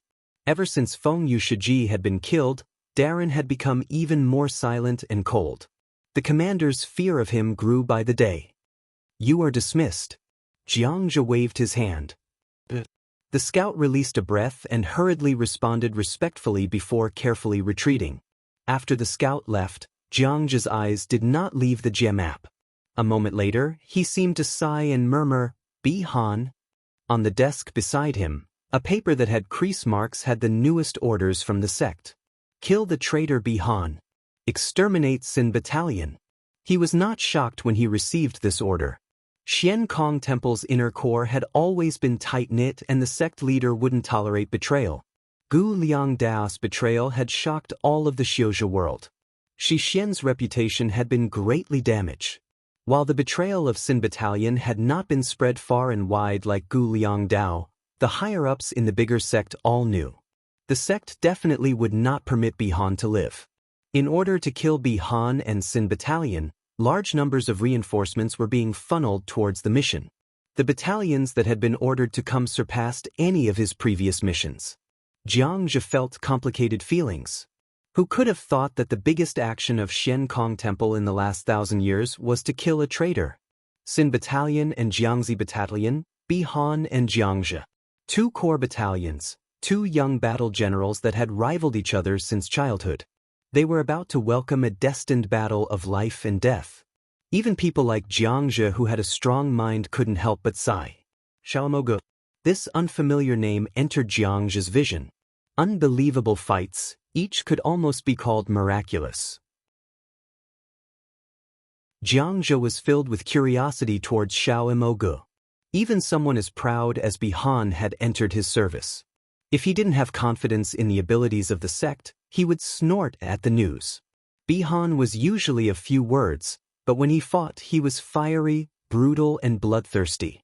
He would actually swear allegiance to someone else. However, someone that could kill a martial level. This strength was enough to stun people. He shook his head and his gaze landed on another name. Gongsung. This name that was unknown had been labeled as extremely dangerous. His danger level was the same as Bihan. He had to be careful. If this Gongsun Cha really had the same level of skill of Bihan, then he did not have confidence in this fight. Jiangzhi was more willing to believe this was due to the importance the sect placed on this fight. At the same level as Bihan. If that was true, then it would be terrifying. Jiangzhi threw the stray thoughts to the back of his mind. No matter how strong his opponents were, this battle could not be avoided. He didn't just have to win, he had to make it beautiful. Because this battle wasn't just related to the reputation of the sect, it was also needed to intimidate the stupid people that were considering shifting allegiances in the sect. Gu Liangdao's betrayal of Shixian had had major effects with the factions within the sect. Right now, Shixian was divided and its people were not united. This kind of matter could not happen to Xian Kong Temple. Jiangzhi was to use reality to tell them there was only one outcome in betraying the sect: die without any chance of burial. Lin Qian was naked as he soaked in a crystal-clear pool. There were numerous complex seal scripts that crisscrossed around the border of the pool. His expression was serene as though he was a sleeping baby. There were 8 or so sword shio around the pool. Their faces were wizened, but when their eyes moved, sharp sword-like lights would flash. Suddenly, Lin Qian's body gave off a faint light. The light was not blinding and was comfortable to see. The old people around the pool shifted with excited expressions on their faces. This warm energy was not like any power they had seen before. Shen power. This is Shen power. The heavens bless our Kunlun. Little Lin Qian is definitely the pillar of our sect. Lin Qian slowly opened his eyes from within the pool. The light disappeared from his cool eyes. He did not move, but the water in the pool suddenly flooded towards him. It came in layers and moved like smoke. In a blink, Lin Qian was dressed and the water in the pool had turned into a blue robe. This disciple greets sect leader, Shu. Lin Qian respectfully bowed. Is it Shen power? A Kunlu elder couldn't resist asking. Yes. Lin Qian said respectfully. But it is not complete. This disciple is just mimicking Shen power from memory. Try and see. The one who spoke was the Kunluan sect leader. His brow was straight and his eyes had been half-folded all this time. The pair of eyes were deep, aged, and seemed to see through everything. Yes.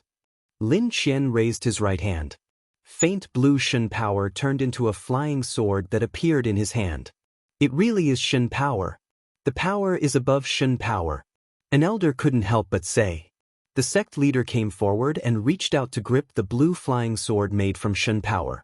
Pia pia pia. Countless blue lights exploded in the sect leader's hand, but the sect leader did not seem to be affected and his hand did not move. Pia.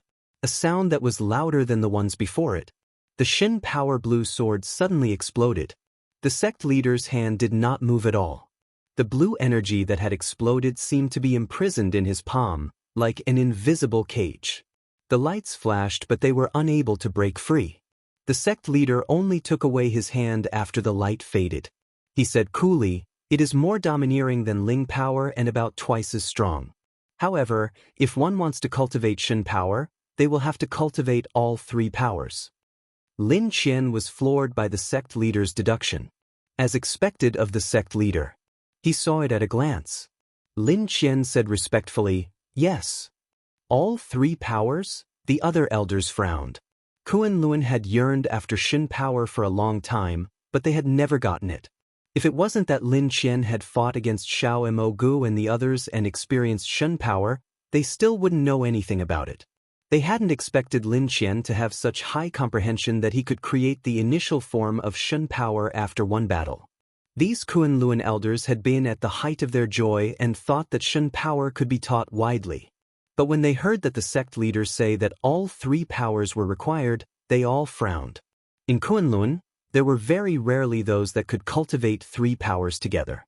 In other words, the great majority of disciples were not qualified to cultivate Shen power. In this case, the utility of Shen power would be deeply underscored. If a new disciple started training now, they wouldn't know how long it would take until they were able to fight.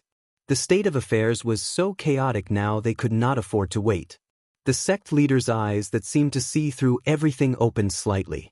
He looked towards Lin Qian and changed the topic.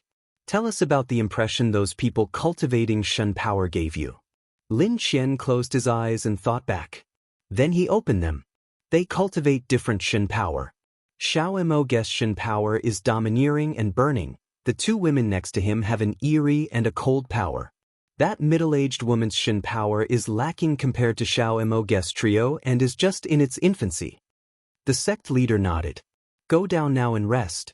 The elders and I will perfect the cultivation method for Shen power. Come back in a few days to try the new method." Lin Qian was about to leave when the sect leaders suddenly called him.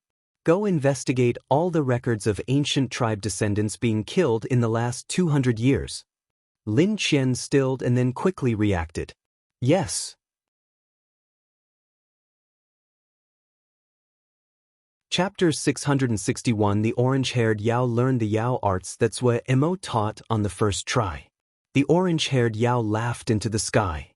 His bright orange hair floated around like a ball of fire. He was very smug.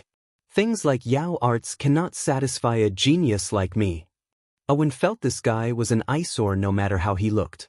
He said disdainfully, "With just the amount of ability you have, ye can beat your teeth out with just a finger." The orange-haired Yao was furious. Come, let us fight 300 rounds. The first one to flee is a dog." Owen glared back angrily. "I'm just afraid you are the son of a turtle." Bam bam bam bam. They started again. Nan Yu covered her forehead and said with an expression of helplessness, "It will be fine once you are accustomed." The black smoke Yao did not change expression. Mingju Zi and Song Zhe raised their heads at the same time and looked at each other before lowering their heads to go back, concentrating on their own cultivation. Zue Mo had taught them new Yao arts, but what was most valuable was that he had taught them about the lessons in the Great Peace Mo steels. Each of them had been given a copy of the text from the Great Peace Mo steel.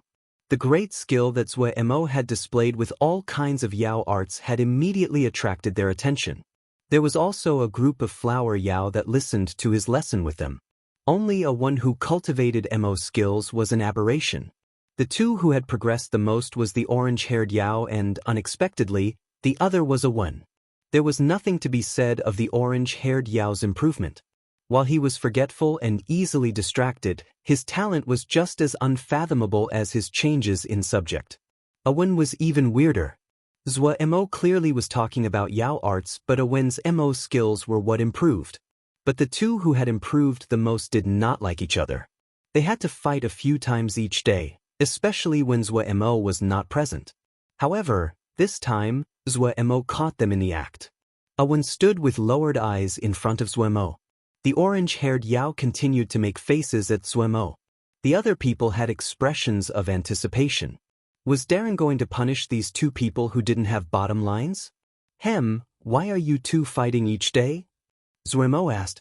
"He is jealous of my astounding talent and handsome face," the orange-haired Yao said seriously. Owen was furious. "Come, let us fight 300 rounds. Do not run." The orange-haired Yao's eyes lit up. "The first to run is a son of a turtle. You're the son of a turtle. I'll kill you." Zhuemo could only interfere and hold down the two people. However, even restrained, the two still glared angrily at each other. I have a way for the two of you to decide who is better. Zhuemo raised his hand. What method? One of you cultivates the mo physique, the other Yao arts. It is naturally you cannot compare against each other. Yes, yes. The two nodded. They disliked each other, but the two were cultivating completely different things, so they could not see who was better except by fighting. If this is the case, why don't the two of you cultivate the same thing? Then wouldn't it be easy to see who is better? Zhuemo baited. Boss is boss, just as good as I am able to think of such a good idea. The orange-haired Yao laughed. I want you to accept your loss. Owen snorted. Zhuemo smiled cunningly. I have a method here that requires cultivating Ling power, spiritual consciousness, and the mo physique together. However, let me tell you first off that it is very difficult to cultivate this method. Is it hard? If it isn't hard, then I cannot show my genius, the orange-haired Yao said loudly. The harder the better. This way, a certain someone will finally accept their defeat. Owen snorted coldly. You idiot, just wait to lick Genius Orange's toes. The orange-haired Yao raised his head proudly to gaze at the sky. I'll kill you, son of a turtle. Owen's eyes burned with fire. Oh, you really have spirit. Motivation. Good. One copy of the method for each of you. Zhuemo took out 2 jade scrolls with a smile. Each of them took one. Zhuemo patted the orange-haired Yao's shoulder. Big Orange, do not fail the name of a genius. Boss, don't worry. The orange-haired Yao had a proud expression. There isn't any method created yet that can pose a problem to Genius Orange. Zhuemo walked in front of Owen and patted Owen's shoulder with a smile. Owen, you will have to defend the reputation of guard camp. Boss, don't worry. I'll kill the son of a turtle. Owen gritted out. Crude. The orange-haired Yao had a disdainful expression. Idiot. Owen glared back. Work hard. Zhuemo smiled as he waved at the two and left. This Xiaomo guest battalion is too difficult to enter. I heard that only 8 were admitted today. It's normal. Think about it, haven't you seen that they don't lack for people? If it wasn't that there were too many people coming, why would they form a new battalion? It really is frustrating. Did you see the factions nearby? All of them are jealous. I heard my brother say that they have sent people around to recruit people as well. Even if you don't make it, if you can pass the first round of selection, you don't have to worry about finding your next job. If you can go through 2 rounds, there will be at least 20 places you can pick with good benefits. Even the best cannot compare to Xiaomo guest battalion. He is so young and able to even kill a marshal. His future is not something that these little factions can have. Maybe he can become king. King? You are exaggerating. Discussion of Xiaomo Gu was everywhere in the hotel. As the hottest topic of discussion, there was new news about him every day. Also, Xiaomo Gu was just over 20 and had created such a string of miracles. His influence among the younger generation had reached a stunning level. This was the age when people were most spirited and ambitious. A living role model motivated them. No one noticed that, in the corner, the dim and muddy eyes of an old person suddenly flashed when he heard that Xiaomo Gu had killed a marshal. The old man was bald, his face full of wrinkles, his clothing in rags, and looked very poor. He finished drinking the poor wine before standing and walking out of the hotel. He silently walked on the street. When the wind blew by, his figure looked desolate. Customer, take a look. The newest mirages about the battle where Xiaomo Gu killed Marshal Yu. Completely new mirages. Only here. Recorded by those present. You have to watch. When the shouts of the store on the side entered the old man's eyes, he stopped walking. How much? 15 mabe. Give me 1. All right. The old man walked to the corner and played the mirage. The store was not lying and it was a first-hand recording. However, the recorder was not very powerful and the interference from the power released during the fight had been great, so the image was not very clear. The old man watched carefully. When he saw Zhuemo and Marshal Yu fight, light flashed across the dull eyes. At this time, the old man was like a vicious weapon with sharp edges and filled with a dangerous presence. But he quickly noticed his change and recovered his previous state. But when he saw Agui, his body shook. Especially when the purple light in Agui's eyes flashed from within the mirage, the old man became motionless. 2 lines of hot tears suddenly rolled from his dull eyes. The mirage in front of him shattered into dots of light without any warning. A sword shio? A cold voice came from above the large hall and the commanders below shivered. The person who spoke was prostrated on the ground and didn't dare to move. His expression was terrified as large beads of sweat dripped from his forehead. The drops made clear sounds as they hit the floor. The commanders looked with sympathy at him. A sword shio dares to move around on my territory. The cold voice was emotionless as though it was narrating a simple thing. The emo that was on the ground sweated even more. The other commanders also changed expression. Anyone could hear that Lord was angered. Good, very good. The emo who was on the ground had an ashen face. He suddenly kowtowed furiously. Then he raised his blood-covered face and said with a trembling voice, "This subordinate is useless. I have disappointed Lord. This subordinate will pay for the crime with death and is not angry. This subordinate's child is young. Lord, brothers, please look after him." Finishing, his right hand suddenly hit his own head and his head shattered. His body fell to the floor lifelessly. The commanders had expression of pain but no one dared to speak. It would be bad to ask for mercy at this time. Lord was brutal but he still cared about those that had been with him for a long time. As expected, the person in the hall was silent for a moment before speaking. Give a spot in the child camp this year to his son. Tell him not to shame the name of his father. Bury him with honors. Yes. The commanders acknowledged. I heard that Sword Shio said that he did not fear any fight, yes? The commanders' hearts shook and they looked at each other. They hadn't thought that even this had reached the ears of their lord and they immediately knew it wasn't good. They knew Lord's temper. He always wanted to be the best. Since the words the other had said reached Lord's ears, Lord would not be able to tolerate this. If they continued to be silent, everyone was going to end up bad. They exchanged looks. One battle general stood out and said, "This subordinate requests to fight. This subordinate requests to fight. This subordinate also requests to fight." The MO started to come out and request to fight. You are not allowed to use battalions. In my territory, I cannot lose face. And if you have to use battalions to deal with a single sword shio. The cold voice echoed in the large hall. Everyone felt bitter inside. If they knew beforehand how the situation would devolve, then they would have already used battalions to kill this sword shio. Then nothing would have happened. But since Lord had said this, they couldn't do anything. I give you 5 days.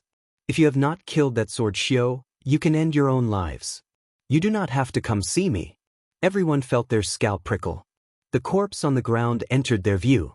Their expressions changed but they gritted their teeth and acknowledged.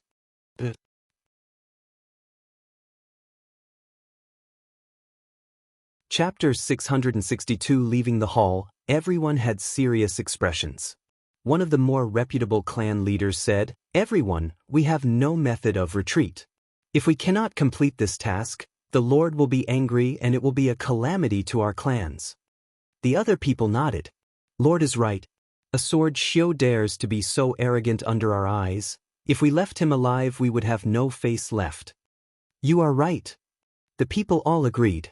They quickly discussed for the clans to send out the strongest experts of their clan to kill this sword shio. No one thought that this battle that was fated to shake the world would be started by their hands. The youth looked at the person in front of him. He was startled and then shot forward to grab the other's collar. He lowered his voice and cried, "You dared to come back. You aren't afraid of being killed?" His lowered voice was filled with suppressed excitement. The newcomer chucked. "Since I dare to come, I am not afraid." If someone saw this, they would definitely scream. This person was Gu Liangdao. In Xixien, Gu Liangdao had sneaked back into Xixien. Who could have thought of this? The white-robed youth released him and set up a jinji to stop people from eavesdropping before he smiled. I forgot that you are actually a detail-minded person and would leave yourself an escape route. You had conquered those emojie for so long, how could you not do something? You knew that this day would come. Gu Liangdao's smile was slightly bitter. The youth saw this and couldn't help but sigh inside. He smiled and said, "You are pretty good now, at least you are free and don't need to be ordered around by those young masters. Come, let's drink some tea." Gu Liangdao did not speak and drained the cup. "Come and help me," Gu Liangdao suddenly said in a muffled voice. The youth holding the teacup suddenly stilled. His expression was unchanged as he said with a smile, "Your situation is not very good right now. While the people under you are loyal, but many of them have families over here. As time progresses, they will change. Also, you only have emojie under your command and they are not friendly to you, Xiozha." Gu Liangdao laughed and there was no fear on his face. "You are right, so you come help me. No one knows your talents better than me. It would be very boring for you to die of old age on this mountain." The youth suddenly smiled and rose. "Let's go." Gu Liangdao stilled. "What? You have other things to do?" the youth asked. "Nothing," Gu Liangdao instinctively answered. Then he laughed. "I spent so much time trying to think of many ways to persuade you, but I didn't even use one of them." The youth shrugged. "I'm just an accountant in Xixien and the amount of jingshi I get every month is pitiful. I don't have any family or relationships. At least, with you, I will get to eat meat." "Ha!" Gu Liangdao laughed freely. Their departure did not attract any attention. For Xixien, he was just an insignificant person. Li Xian'er looked around curiously. This was the first time she was in the Mo territories. The guards around her were careful and looked warily at the surroundings. When they saw the group of Mo in the distance, they became even more nervous. A youth flew out of the troop and landed near Li Xian'er. "Is this Tianhuan's Miss Xian'er?" The Mo youth bowed and greeted without any timidity. "I am Li Xian'er." Li Xian'er came forward and bowed. "Sir is?" The Mo youth's gaze landed on Li Xian'er and immediately showed shock. He said with a smile, "This one is the son of Marshal D. Miss Xian'er can call me Shi. She has come with orders from Marshal Miao to welcome Miss Xian'er." "Thanks, Master Shi." Li Xian'er smiled slightly. "Please." She turned his body slightly and reached out to usher her. On the road, the two had a good conversation. She was a good conversationalist and easy to talk to. He had exceptional knowledge and it was undoubtedly a pleasure to chat with him. Li Xian'er glanced at Zai's guards out of the corners of her eyes and was intimidated. These Mo guards had heavy killing intent around them and clearly were experienced. This Marshal D really had considerable power. She had been very shocked when grandfather had told her to come see the Mo. She had gaped when she learned that Tianhuan had deep relationship with the Mo. She had never been so naive to think that Xiozha should exterminate Yaoma, but she had never thought that Tianhuan and the Mo had such a close relationship. Later, she learned that it wasn't just Tianhuan. The other three great sects also had allies among the Mo. Li Xian'er suspected that there would be allies of the sects in the Yao world as well. After the initial shock, Li Xian'er quickly calmed down. It was normal when she thought about it. The four great sects had existed for thousands of years and the Mo were not a unified and monolithic group. Her mission was to be an envoy to the Mo on behalf of Tianhuan. This was the first time that Tianhuan and Marshal D would meet for the first time. The troop that welcomed them was very large. Someone of Zai's stature acting as the messenger reflected the importance that Marshal D placed on Li Xian'er's group. Li Xian'er looked around excitedly at the novel scenery along the way. Zai's gaze occasionally landed on Li Xian'er's face and a hint of heat flashed across his eyes. "This is Xiao Mo guess information." Ming Yu's eyes were bright like stars. Ji Liu carefully browsed it. He was able to enter the 10-finger prison and cultivate the 10-crow celestial apparatus. He should have the blood of both Mo and Yao. This person is of unknown background and is very powerful. His Yao arts and Mo skills are very outstanding. He is also a gold battle general. Ming Yu's voice was clear and pleasing to hear. What he cultivates is Shen power. Ji Li's expression was shocked. Shen power? Shen power actually exists? He is not the only one. There are 2 women with him that also cultivate Shen power. We suspect that he is a descendant of an ancient tribe and that he has a complete Shen power inheritance. Is Shen power really that powerful? Ji Liu didn't believe it. The 3 of them together killed a marshal, Ming Yu said lightly. Ji Li's expression moved. Ming Yu's beautiful eyes looked at her and she said, "Your mission is to get close to him." Get close to him? To steal the method? Ji Liu asked. If there is a chance. Ji Liu looked with puzzlement at Ming Yu. It seemed that the other's main target was not the method. I think he has a good future. Ming Yu looked into the distance. You think he has a good future? Ji Li's voice was puzzled. She did not understand. Maybe he will vie for the world. Ming Yu's last 4 words exploded in Ji Li's ears like lightning. She looked with an ashen expression at Ming Yu. For you, and also for the Ji family, this person is a very good choice. Ming Yu looked at her with a smile. Ji Li's face was pale and her hands and feet felt cold. You will thank me. Ming Yu went close to Ji Liu and whispered. Zhou Mo and the others had encountered trouble. There were small groups of scouts that appeared occasionally. It was clear that this was not a sign of friendliness. Very quickly, the Mo that had come to join Zhou Mo disappeared. The factions along the way who had been polite suddenly became hard to talk to. What made it even more difficult were the battalions that came to harass them. These little battalions were not a threat, but they had numbers on their side. They seriously delayed Zhou Mo's traveling speed. Someone is targeting us, Bihan said coldly. Gong Sun Cha agreed with Bihan. Yes, someone is manipulating the situation in secret, and they aren't average people. An average person would not be able to command so many little factions.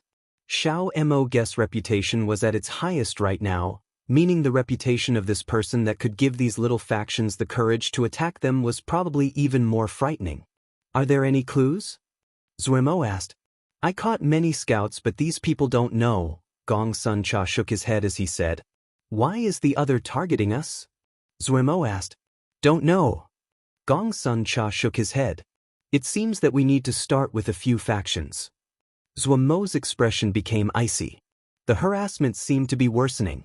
These little battalions were as bothersome as flies. If they allowed this to continue, they would have a hard time moving forward. It was very easy to learn the origins of these scouts. In the night, Bihan leads Sin Battalion to destroy 3 local factions. But unexpectedly, these little factions had seemed to know that there would be a reprisal. The clansmen had moved away and what was left was almost empty ground. Zhou Mo smelled a conspiracy. It was the deep of the night. Jiang's thoughts wandered as he stared at the Jia map. He had maintained this position for a whole day. Darren report. Xiao Mogu has encountered harassment from many groups. Jiangzhe looked up. He exhaled. He understood that the sect had acted. The sect's power was really unfathomable.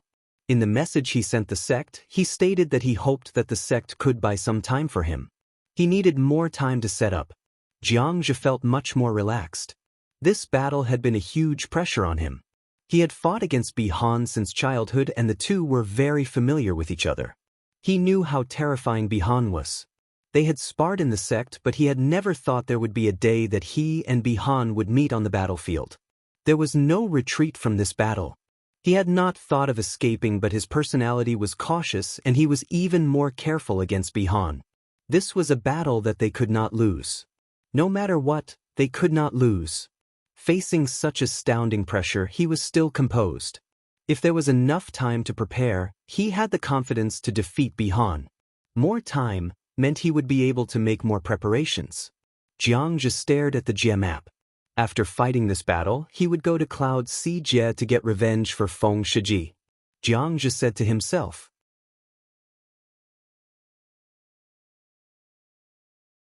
Chapter 663. Wei Xing opened his eyes. His mind had recovered to its best state, and he had a feeling that he was at the cusp of a breakthrough. His clothing was ragged and shredded as though he was a beggar. However, looking at him no one would feel that Wei Xing was a beggar. He stood with his back straight, head held high, and his presence was like a sharp and oppressive such that no one could look it directly at him. He stood up, picked up the black sword and walked barefoot out of the valley. A group of Mo had gathered outside the mountain valley. When they saw him, they shifted. Everyone had complicated stares full of terror, hate, admiration, and other various emotions. But no one was disdainful. This was an enemy that could not be dismissed. Who's next? Wei Xing's gaze was determined. The Mo shifted again. This was the 4th day. In these 4 days, over 30 people had died under the sword of this sword Xiu. Up until now, no one had even been able to exchange 3 blows. The great majority of people hadn't been able to survive the first strike before dying. He really was terrifying. So Xiuzhe also had people that were like Mo gods. In this moment, everyone's mind stopped and a short silence appeared. But thinking about the order they had received from their superiors, their hearts shook again. If they could not kill him, they were all going to die. Red rose up in these people's eyes. They were like wild beasts forced to the precipice. Someone howled, "Everyone, let's go together." Everyone's eyes lit up. Darren had only said they could not use battalions, but not that they couldn't fight together. Looking at their numbers and the lonely Wei Xing, their morale rose. With so many people attacking one person, no matter how powerful the sword Xiu was, he could not kill all of them.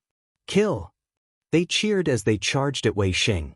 Looking at the noisy Mo, Wei Xing's sword-like gaze did not shake at all. His face seemed to be carved from granite, and completely emotionless. He tightened his grip on the black sword and moved forward.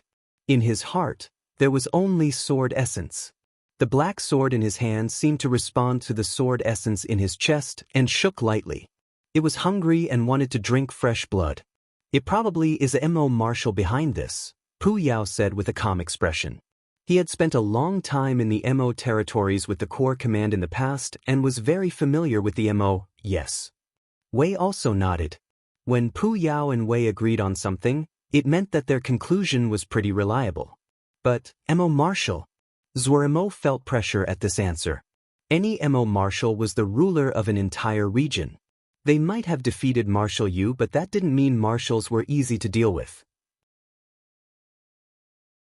If Marshal Yes battalions hadn't been busy and unable to come to help, if Marshal Yu had actually fought them seriously, Mo wouldn't have had a chance at all. The power that a Mo marshal possessed was really too great. Enormous battalions, vast lands, countless experts. Each Mo marshal represented a titan. The power possessed by those top marshals rivaled the 4 great sections. If everything here was being manipulated by a Mo marshal, then it really was great trouble. Mo knew that Pu Yao and Wei's guess was probably correct. With his present reputation, unless there was a Mo marshal supporting them, these little factions would not dare to fight against him. When he had clues, it was easier to investigate. Mo and the other quickly found out which Mo marshal was acting against them. Marshal Hao, the 5th strongest Mo marshal in the 100 Savage realm. The Mo Jie that Mo's group were in now was very close to the area ruled by Marshal Hao. Marshal Hao was the most likely suspect. After investigating, Mo had a clear understanding of Marshal Hao. Compared to Marshal Yu, Marshal Hao could be said to be an old marshal. The number of Jie he ruled was 3 times larger than that of Marshal Yu. He had become a marshal hundreds of years before Marshal Yu. Just the little bit of information that they found was enough for Mo to end all thoughts of fighting the other.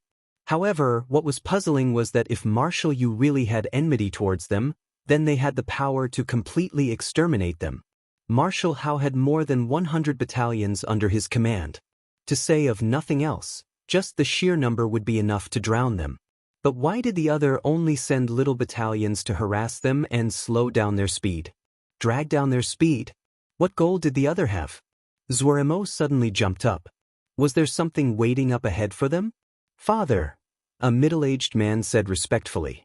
According to your orders, Xiao Mo guess speed has slowed down. Not bad. Marshal Hao had a satisfied expression. His figure was slightly short and stock, and he always had a smile on his face. He looked like a normal shopkeeper. He saw the puzzlement on his son's face and said with a smile, "You are puzzled?" "Yes." The middle-aged person nodded. "If we really want to slow them, we only need to invite Xiao Mo guest group to be guests here. With father's reputation, they definitely would not refuse. That way, we won't create bad relations with them, and we can still realize our goal. Wouldn't that be better? It is very good you can use your head." Marshal Hao looked at his son and said, "However, you need to look further. What do you feel is a greater danger to us, Xiao Mo Gu or Xian Kong Temple?" "Xian Kong Temple," the middle-aged man said after thinking. "While they are our allies in secret, they also have the power to vie for the world and is the greater threat to us." "Right." Marshal Hao smiled coolly. "While Xian Kong Temple appears to have a good relationship with us now, there will be fighting in the future. Xiao Mo Gu has potential, but he has a weak foundation. It will not be easy for him to establish himself." The middle-aged person was thoughtful. Marshal Hao then said, "However, while Xiao Mo Gu doesn't have strong support, he still has a strong group of subordinates. In this battle between Xiao Mo Gu and Xian Kong Temple, it will be Xian Kong Temple's victory. However, Xiao Mo Gu has a chance to seriously injure Xian Kong Temple. The best result for us is that Xiao Mo Gu will greatly injure Xian Kong Temple before dying." The middle-aged person had an expression of realization. So father is using this method to fulfill Xian Kong Temple's request and also warn Xiao Mo Gu. Do not underestimate Xiao Mo Gu. Even I feel jealous of the people he has. Bi Han is a top battle general that can rival Jiangzhi. They have the ability to make trouble for Xian Kong Temple. Marshal Hao smiled darkly. If Xian Kong Temple loses too much in this battle, then Xian Kong Temple's reliance on us will grow and our bargaining position improves. What if Xian Kong Temple loses? The middle-aged man instinctively asked. But when the words left his mouth, he felt what he said was a waste of words. How could Xian Kong Temple lose? That wasn't possible. How could Xian Kong Temple that was even stronger than themselves not be able to take down a Xiao Mo guest's small forces? That wasn't possible. Marshal Yu stilled upon hearing this. His expression became strange. He was silent as though he was deep in thought. The middle-aged person regretted saying his words of garbage but suddenly heard Marshal Yu slowly speak. If Xian Kong Temple loses, then it will not be good for them. The middle-aged man shook his head. Xian Kong Temple will not lose. Even if they do, it will not be a heavy blow to them. You do not understand. Marshal Hao shook his head with a serious expression. They must win this battle and they must do it in a beautiful manner. If they truly lose, then Xian Kong Temple will be in danger. They will have been defeated by their own traitor. The reputation and trust of their top battle general Jiangzhi will be damaged. Xian Kong Temple's secret humiliation will become a weakness exposed to the world. At that time, no matter how large Xian Kong Temple is, it is just a pile of meat to lure in more wolves. The middle-aged person gaped. Tang Fei's mind was burdened. She had paid attention to the harassment they had recently faced, and she had a strong feeling of danger. But on the surface, she maintained her calm and was even more strict in supervising Tongzi Battalion's cultivation. The individual skill level of the members of Tongzi Battalion was outstanding and even better than the city guard she had previously led. But their skills and tactics were terrible. It would take a long time before they could reach a satisfactory level. However, that required time and there were no shortcuts. Without the tactics binding them together, this was just a group of rabble. She hoped to shorten the time needed. If a battle really occurred, Tongzi Battalion that were not well trained in their tactics would become a target the enemy would focus on. Tang Darren is asking for you to come. Tang Fei's heart jumped. She knew that it was a meeting about the enemy harassment that had been occurring. She unhesitatingly went with the colonel to Zhuo Mo's tent. When Tang Fei arrived, almost all the corps members in Zhuo Mo's service were present. Zhuo Mo's expression was grave. He did not waste words and narrated the results of the investigation as well as his own speculations. Everyone's expressions became serious. Gong Sun Cha was the first to speak. If it really is Marshal Hao, then they do not have good intentions to harass us like this. They definitely want us to fight and weaken each other. Their relationship to the enemy up ahead is strange. Yes. Bihan's tone was murderous and the temperature around him dropped. Zhuo Mo nodded, but what he asked was another question. More importantly, who is up ahead? This was the most crucial puzzle piece. If they didn't even know who the enemy was, then they didn't have any chance of victory. Gong Sun Cha stared at the Jia map and said, "We are going to Nether Spring Jia. There are many that know this, and the enemy definitely knows. That means that they will only choose to attack us at a location that we have to pass through." Gong Sun Cha's words attracted everyone's attention. Their gazes all moved to the Jia map. On the path that we must pass, having had past interactions with us, knowing our strength, and still daring to fight us. Everyone's gazes moved along the paths on the Jia map following Gong Sun Cha's words. Suddenly, everyone's gazes stopped on one place. Bihan's breathing suddenly became heavy.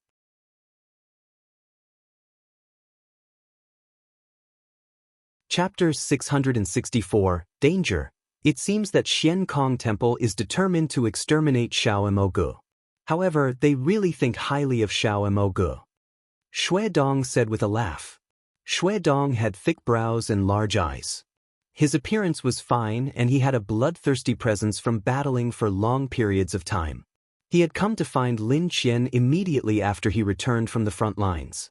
While Lin Qian was the Shixiang, Shui Dong was older. The two had a close relationship. Withdrawing his consciousness from the Jade Scroll, Lin Qian was slightly distracted. In order to guarantee their victory this time, Xian Kong Temple had sent out 2 of their Fanshu Xiozha to kill Xiao Mogu. Xian Kong Temple's action was well concealed, but Kunlun's spy was placed high enough in their ranks that they were able to pass this on. What? Shui Dong sensitively detected Lin Qian's state. Lin Qian came back and said with a smile, "This Xiao Mogu is really an extraordinary person. It is a pity he will die." Oh. Shui Dong was slightly shocked. "I'm curious to know more about this person that you think so highly of. I fought against him when I went to the Mo territories this time. He seems slightly unfathomable." Lin Qian lightly described. Shui Dong changed expression. He knew how strong Lin Qian was. When Lin Qian said something like this, it meant that their battle had ended in a stalemate. Lin Qian's brow creased. This person's origins are very strange. He seems to have both Yao and Mo blood. Both his Yao arts and Mo skills are strong, and he also cultivates Shin power. Shin power. Shui Dong's eyes widened and his face was shocked. "Yes, I only comprehended Shin power because I fought against him this time." Lin Qian thought of something and frowned again. He most likely has a complete inheritance. It would not be good if that lands in the hands of Xian Kong Temple. Kunlun wasn't the only one that was studying Shin power. Any sect that had history had ambitions about this. But in terms of who spent the most effort, it was undoubtedly the 4 great sections. Shui Dong's eyes narrowed. "Thus, we cannot have the Shin power inheritance land in Xian Kong Temple's hand. Why don't we send a few people as well?" "That will not be appropriate." Lin Qian shook his head and his expression was grave. Xian Kong Temple has a legitimate reason to fight. No one can nitpick about their excuse of executing Bihan. If we send someone, then we will be publicly dissolving our relationship with Xian Kong Temple. Shui Dong also frowned. Lin Qian was right. They could not directly send people for this matter. We can still notify Xiao Mogu and have him hide. Lin Qian felt the matter was slightly troublesome. He had never thought that Xian Kong Temple would send 2 Fanshu Xiozha for Xiao Mogu. Fanshu experts were strategic resources. If it was not a matter of life and death to the sect would not use them. It seemed that Xian Kong Temple also understood the importance of this battle for them. It is really troublesome this time. Zhuomo's expression was very ugly. Xian Kong Temple really has a high expression of Tsk, Fanshu, and 2 of them. The other commanders had terrible expressions. Zhuo received a letter today that said Xian Kong Temple had sent out 2 Fanshu experts to assassinate him. Xian Kong Temple clearly was wary of Zhuo Mo after he killed Marshal Yu, so they were even willing to use such dishonorable tactics to completely eliminate this threat. While no one knew who the sender was, but everyone understood that this letter was probably true. Tu Fanshu. This completely exposed the magnitude of Xian Kong Temple's great power. To kill a person by sending Tu Fanshu, only the four greats would have the resources to do this. This was power. Even with someone notifying him, Zhuo Mo and the others had no solutions. How about we return to Cloud Sea Jie? Gong Sun Cha looked at Zhuo Mo with worry in his eyes. Tu Fanshu would have the ability to cut through their battalion. If they were working with battalions, their power would be even greater. Zhuo Mo grimaced. Not enough time. I'm afraid that these Tu Fanshu old thieving baldies are not far from us. Bi Han was silent. He hadn't thought that the sect would actually send Tu Fanshu to kill Zhuo Mo. He had been with the sect for many years and knew that experts on Fanshu level were the ultimate power for the sect. Had Xian Kong Temple felt that they were a threat to the existence of the temple? He felt slightly conflicted. He desired to fight against Xian Kong Temple, but he knew that the Tu Fanshu were a big trouble. Zhuo Mo's gaze suddenly landed on Bi Han. How many Fanshu does Xian Kong Temple have? Bi Han stilled but quickly reacted. 5, one left to travel 30 years ago and has not returned. One is still in death seclusion. One was on a mission by the sect leader 10 years ago and has not returned. There are only these two left. Zhuo Mo's expression eased and he said, in other words, they can only send these two Fanshu. Thinking, Zhuo Mo asked, if I flee, will these two Fanshu meet up with Jiangzhe?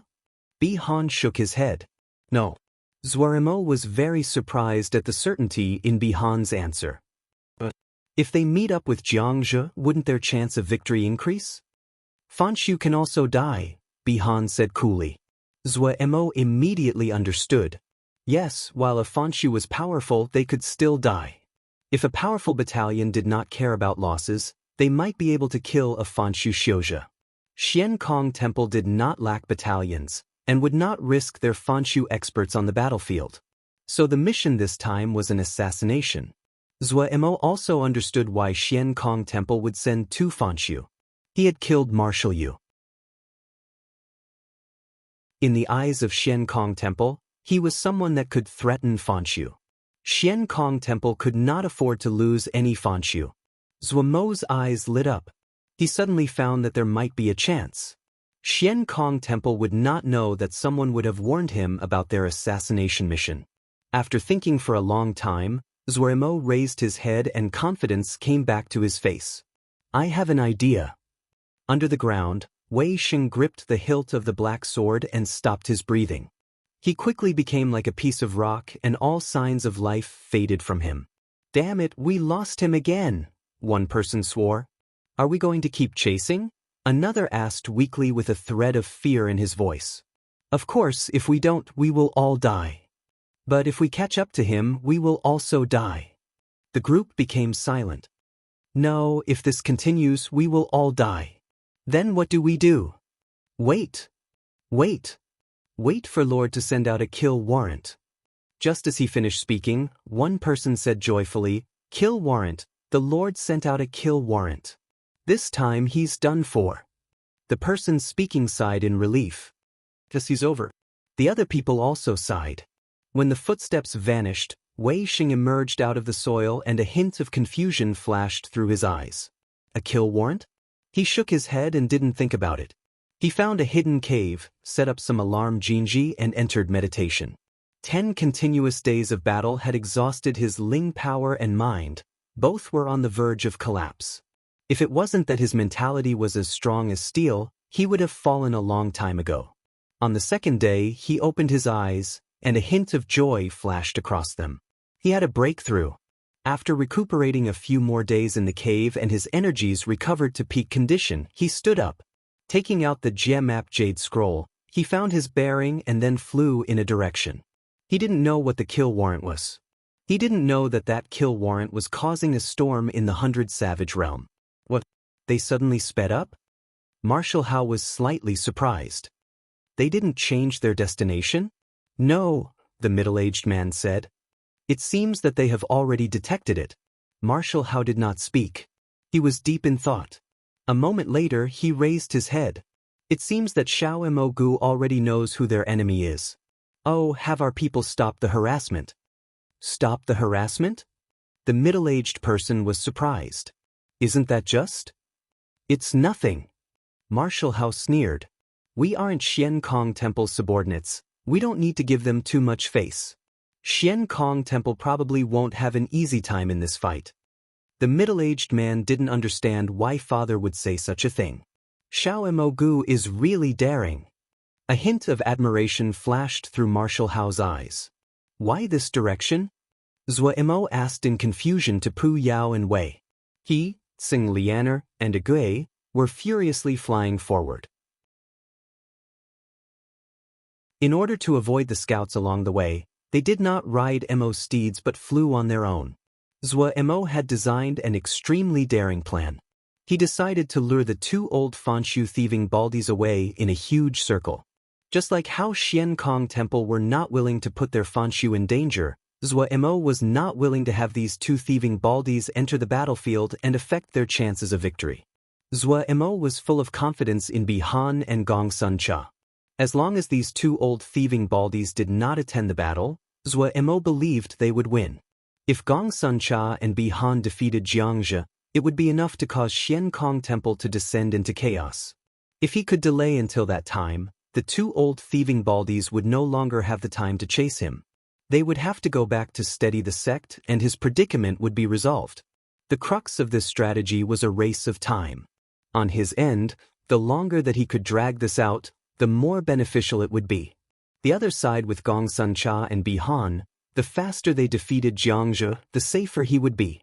If he had to face the two old Fanshu thieving baldies head-on, Zhou Mo definitely did not have a chance.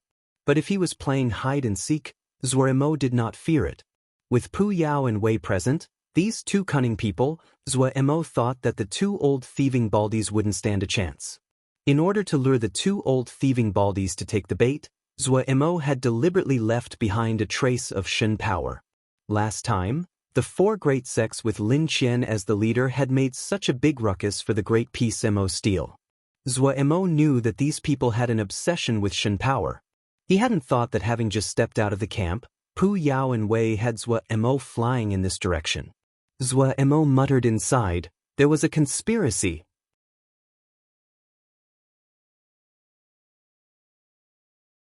Chapter 665, Pu Yao and Wei's conspiracy for Fanshu Xiuzhe. Sneaking into the guarded camp was slightly troublesome, but if the other was not on guard, the chance of success was very high. The other had not been on guard. The two entered the camp without any resistance. A moment later, Dai Tao's expression became strange. He's not here. Ji Zheng did not show any expression. Dai Tao's attire was like that of an average Xiu. People would find it hard to deduce what kind of Xiuzhe he was based on his attire. Ji Zheng was the exact opposite. Bald head, prayer beads, monk robes, he looked like a stereotypical Dainana Xiu at first glance. The only thing that would cause people to take notice was that granite and icy face. It didn't have the harmonious air of Diana Xiu.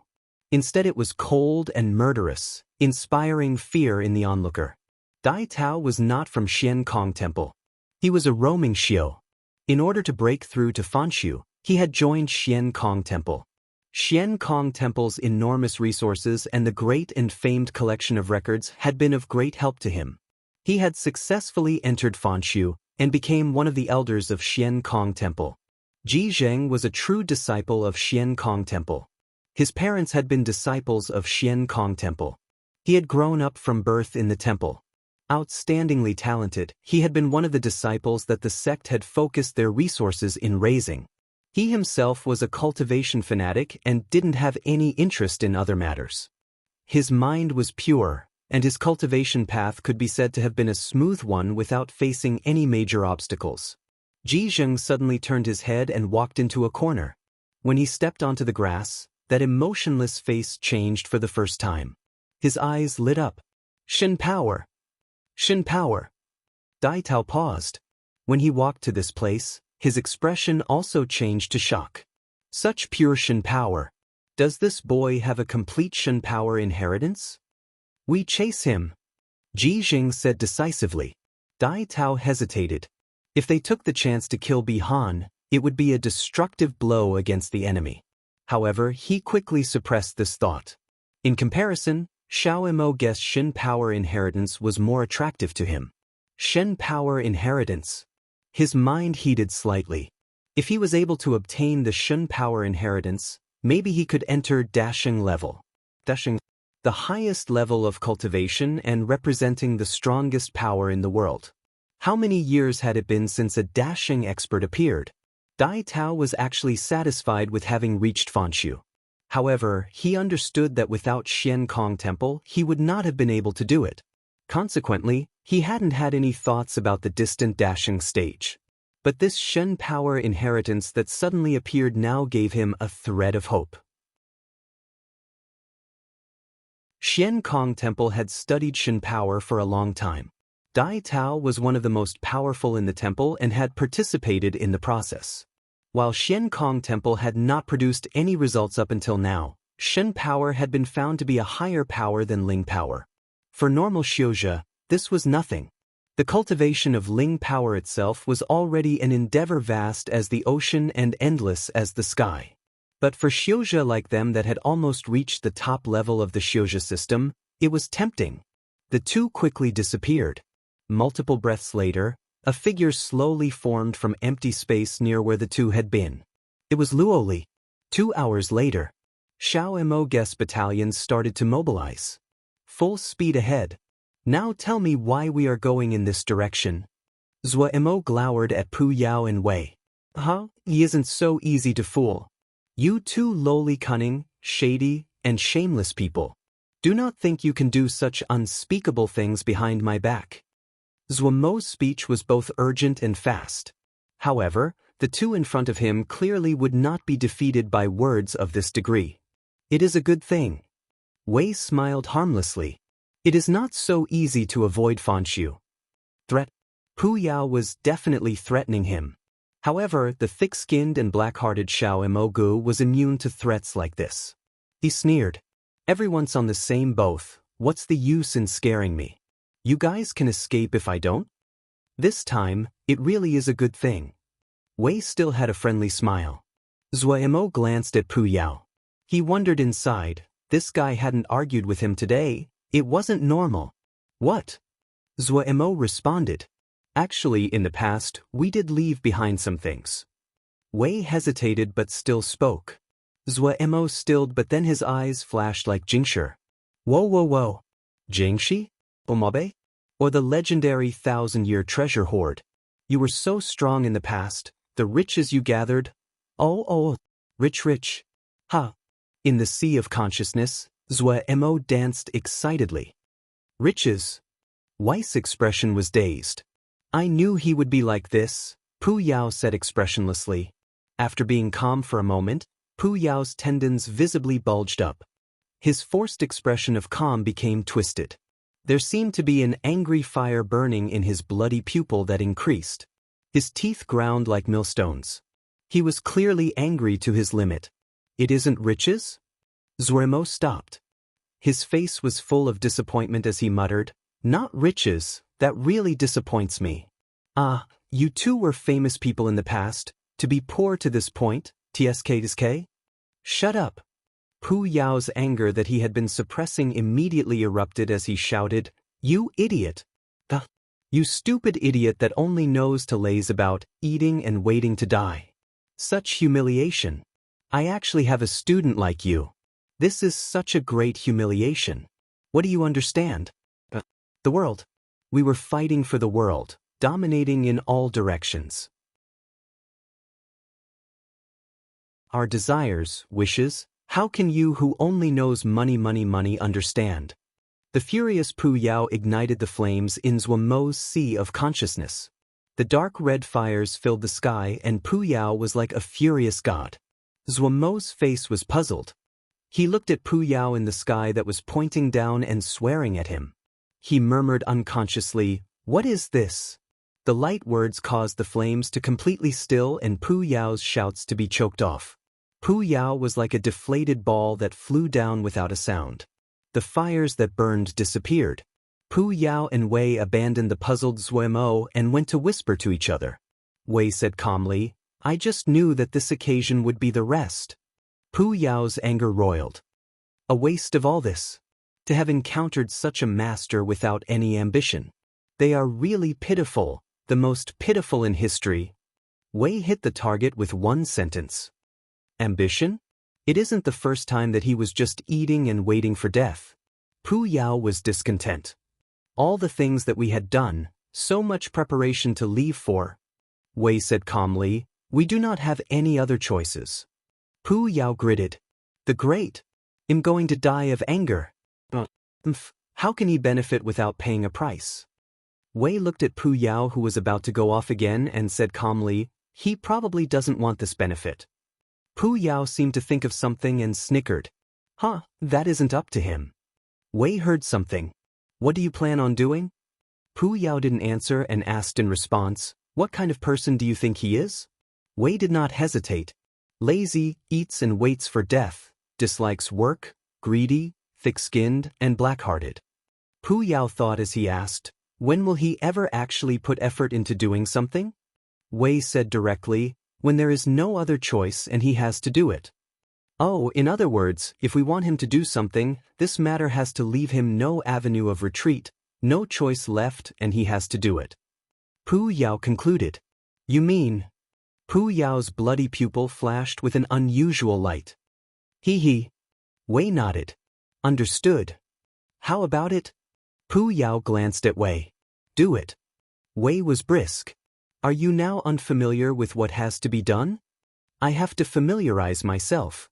It really makes one's blood boil."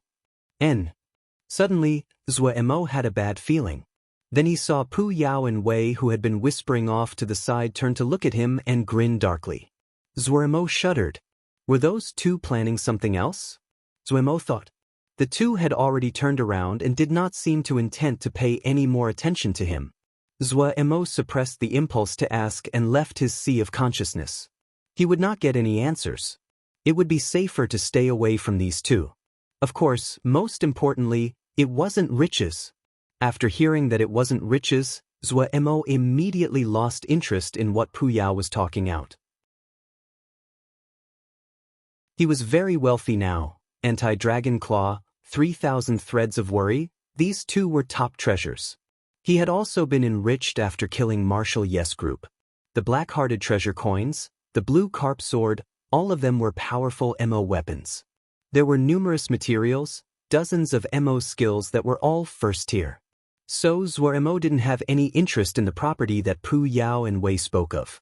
Also, he knew that the things these two offered were not easy to take. Right now, he only wanted to go to Nether Springs Jia, investigate his origins, and settle his scores. After doing that, he would manage his own territories, make Jingshi and live a carefree existence. Since he now had an enormous territory that was enough for people to have pretty good days, he had not failed them, Zuemo thought happily. Zuemo quickly shrugged off the scenes of the beautiful future and recovered his calmness. The fight right now was directly related to their future. If they won, they would jump into the position as one of the strongest battalions in the world. No one would easily start a fight with them. They would have an open road and they would push Xian Kong Temple down into a place where they would not be able to get back up from. But if they lost? No, they definitely could not lose. For Xian Kong Temple, this was a battle they could not lose. For Zuemo's group, this was also a battle they could not lose. This was a battle that they could not retreat from nor avoid. Zuemo became alert and started to ponder if his plans had any weaknesses. At this time, Zuemo was focusing all his effort and gave off endless spirit. His belly full of black water was not willing to stay hidden. He had to make some trouble for Xian Kong Temple.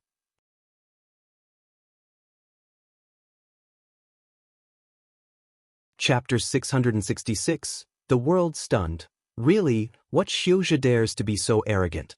They have come to our MO territories to show off?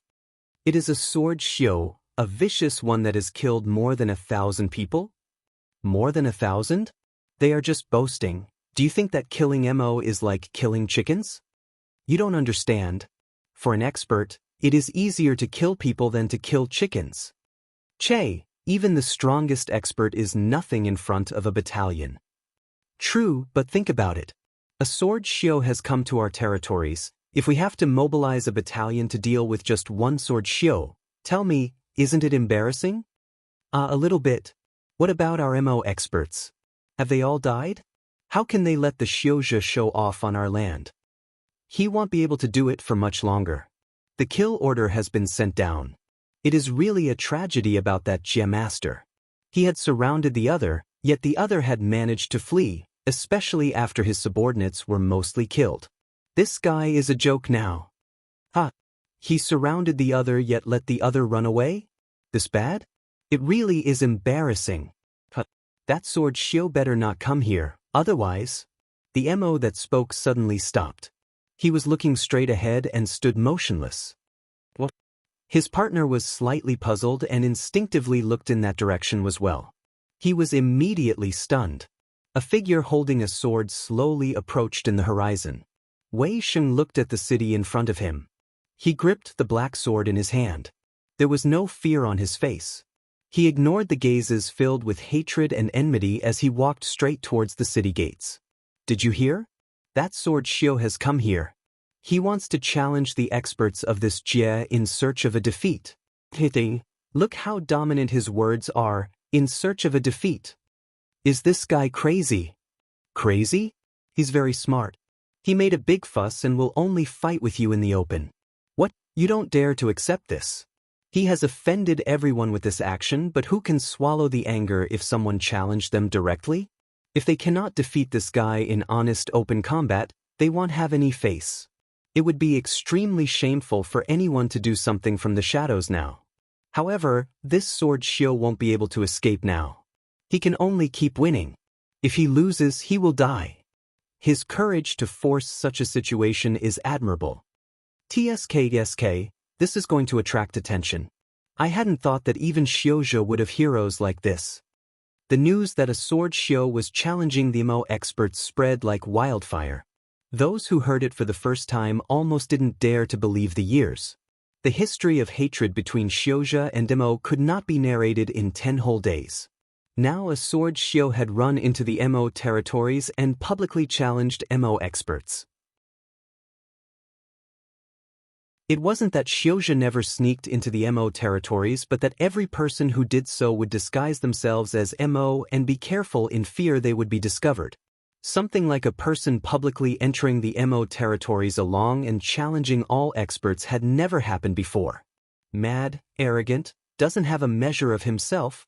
All kinds of judgments, the most evil curses, they came from the mouths of people. Everyone was waiting to mock him and see how the MO experts would tear this horrid sword shio into pieces. In the first match, the sword shio won. The MO watching were slightly shocked. In the second match, the sword shio won.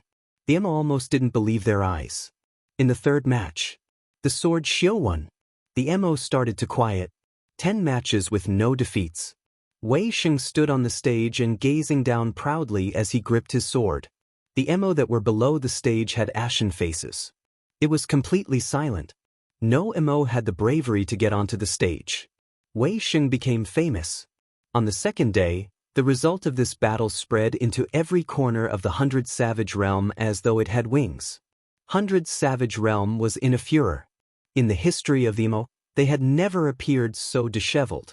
Facing the gazes of enmity in the surroundings, Wei Sheng's sword heart was unaffected. He knew that this was the start. The further he went, the stronger the experts would be. However, he had finally escaped the endless pursuit of enemies. He had thought for a long time before deciding on his plan of action, publicly exposing himself in such an attention-catching manner. Wei Sheng was not cunning, but he was not a stupid person. He knew that his arrogant actions would infuriate the MO, but this was also his goal. When all gazes of the 100 Savage Realm gathered on him, those methods in the dark could not be used. The MO would not accept that. There was only one way that would not cause them to lose face, defeating him openly and fairly. The more influence this matter had, the safer he was. But at the same time, his opponents would become stronger and he would be in more danger. However, he did not fear it at all. In his view, the stronger the opponent, the more it could refine his sword essence. He walked step by step towards Nether Springs Jie and refined his sword essence. No matter how far he walked, it was like he always had his back against a precipice. A situation with no hope. When Wei Xing used this kind of decisiveness to challenge all of the Mo territories, how could the world not be stunned? Zhou Mo, Agay, and Tseng Liana were carefully hiding. Pu Yao really was skilled in committing devious acts. He had given over several methods to hide and conceal their tracks. Along the way, he had occasionally pointed out to Zhou Mo what they needed to pay attention to. Pu Yao's great experience was completely shown. Zhou Mo suspected that this guy had frequently done things that could not be seen in the light of day. Zhou Mo and the others constantly changed directions and would purposefully leave behind some marks to confuse their pursuers along the way. Dai Tao and Ji Zheng were to be pitted for the hardship they encountered. The two had high cultivation, but they were not skilled in this field.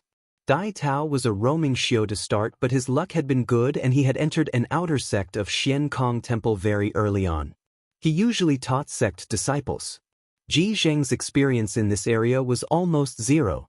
The number of times he had stepped outside of the gates of Xian Kong Temple could be counted on the fingers. His experience with the world was almost nothing. After Zhou Mo had led them in circles for 3 days, the two finally understood that cultivation strength could not solve all problems. The two immediately sent a message back to the sect, but the two had not discovered that Zhou Mo knew of their presence. Zhou Mo's actions seemed very suspect but could also mean that he had some secret aim. If there wasn't a secret goal, why would Zhou Mo leave the battalion at this time? The news that the two of them had come was a well-kept secret. Not many knew. In their minds, there was no possibility of this matter having leaked. When Xian Kong Temple received the information, they quickly acted. A middle-aged person that was short and of a lowly appearance stood respectfully in front of the two and didn't dare to even breathe. Behind the middle-aged person were 5 young disciples. However, these young disciples were slightly excited. These two in front of them were of ancestor level in Xian Kong Temple. If they served the two well, the elder was happy and might bestow them something that would be enough for them to live off for their entire life. This kind of chance was something that could not be found by chance. What are you called? Are you skilled in tracking? Dai Tao asked. This one is called Hui Bao and knows some tracking spells. The middle-aged man answered nervously. Dai Tao saw Hui Bao's nervousness and nodded. Do you know the mission this time? This one does not know. The sect only said for this one to attend to the instructions of the two elders. Hui Bao carefully answered. And we are pursuing a great criminal of the sect. However, this person is extremely cunning. Your mission is to find him, Dai Tao said. Yes. Hui Bao hurried to acknowledge. This place has tracks he left behind. Start here. Finishing, Dao Tai went to the side and closed his eyes to rest. Hui Bao laid on the ground. He sniffed and then closed his eyes. His right hand suddenly lit up. The light quickly scanned the ground. He took a handful of powder from his 100 treasures pouch. Moments later, the powder disappeared into the air and 3 pairs of faint footprints appeared on the previously blank ground. Dai Tao was slightly surprised, but he did not interrupt. Hui Bao, who had been extremely subservient before, seemed to be a completely different person now with a calm expression and confidence. Hui Bao carefully inspected the footprints and concluded after a few moments. There are 3 people, one is male, the other 2 are female. Dai Tao thought a moment, and the intelligence dossier the sect had given them before they came to mind. He quickly deduced who the other 2 women were. Xiao Emogo had 2 women with him, one with an ugly appearance and one that was beautiful. The ugly one was of mysterious origins, but the beautiful one was the daughter of a little Jie master in a remote part of the territories. Dai Tao nodded. This Hui Bao had some skill as expected. Do you know which direction then went in? Dai Tao couldn't resist asking. Darren, please wait for a moment. Hui Bao beckoned at a disciple. The disciple hurried forward and handed over a beast service card. This beast service card was just half the size of a palm and engraved with a small beast. Moments later, a strange beast appeared, a fluffy furred puppy. What was most attention-catching was its pair of glass-like eyes were unusually bright. Dai Tao's eyes lit up. Is it a glass-eyed canine? Glass-eyed canes were just 4th-grade Ling beast, but it was not easy to raise them. What was most unique about the glass-eyed canines were that its eyes were extremely powerful and it could see many things that normal people could not. It was also highly intelligent and liked by hunters. Dai Tao had seen it mentioned before in a record and so recognized it with a glance. Darren is wise. Hui Bao hurriedly flattered. The glass-eyed canine just out of Hui Bao's arms. The glass-like eyes suddenly lit up. It looked around and then suddenly shot in one direction. Darren, that direction. Hui Bao hurriedly shouted. He then chased after the glass-eyed canine. Dai Tao was overjoyed and followed tightly after. Ji Jing followed expressionlessly, but his movements were not slow. The two only thought of one thing at this moment, obtaining the Shun power inheritance. Even though they did not communicate, both of them decided that they couldn't have the Shun power inheritance land in other people's hands. At this time, something suddenly happened. They are tuning in to the Passion Pages YouTube channel. We're so grateful for your support and don't forget to subscribe to join us on this incredible journey through captivating stories. Your generosity through donations truly makes a world of difference, as it's the primary source of revenue that allows me to expand and enhance this channel for you. Thank you from the bottom of my heart for being a part of this adventure.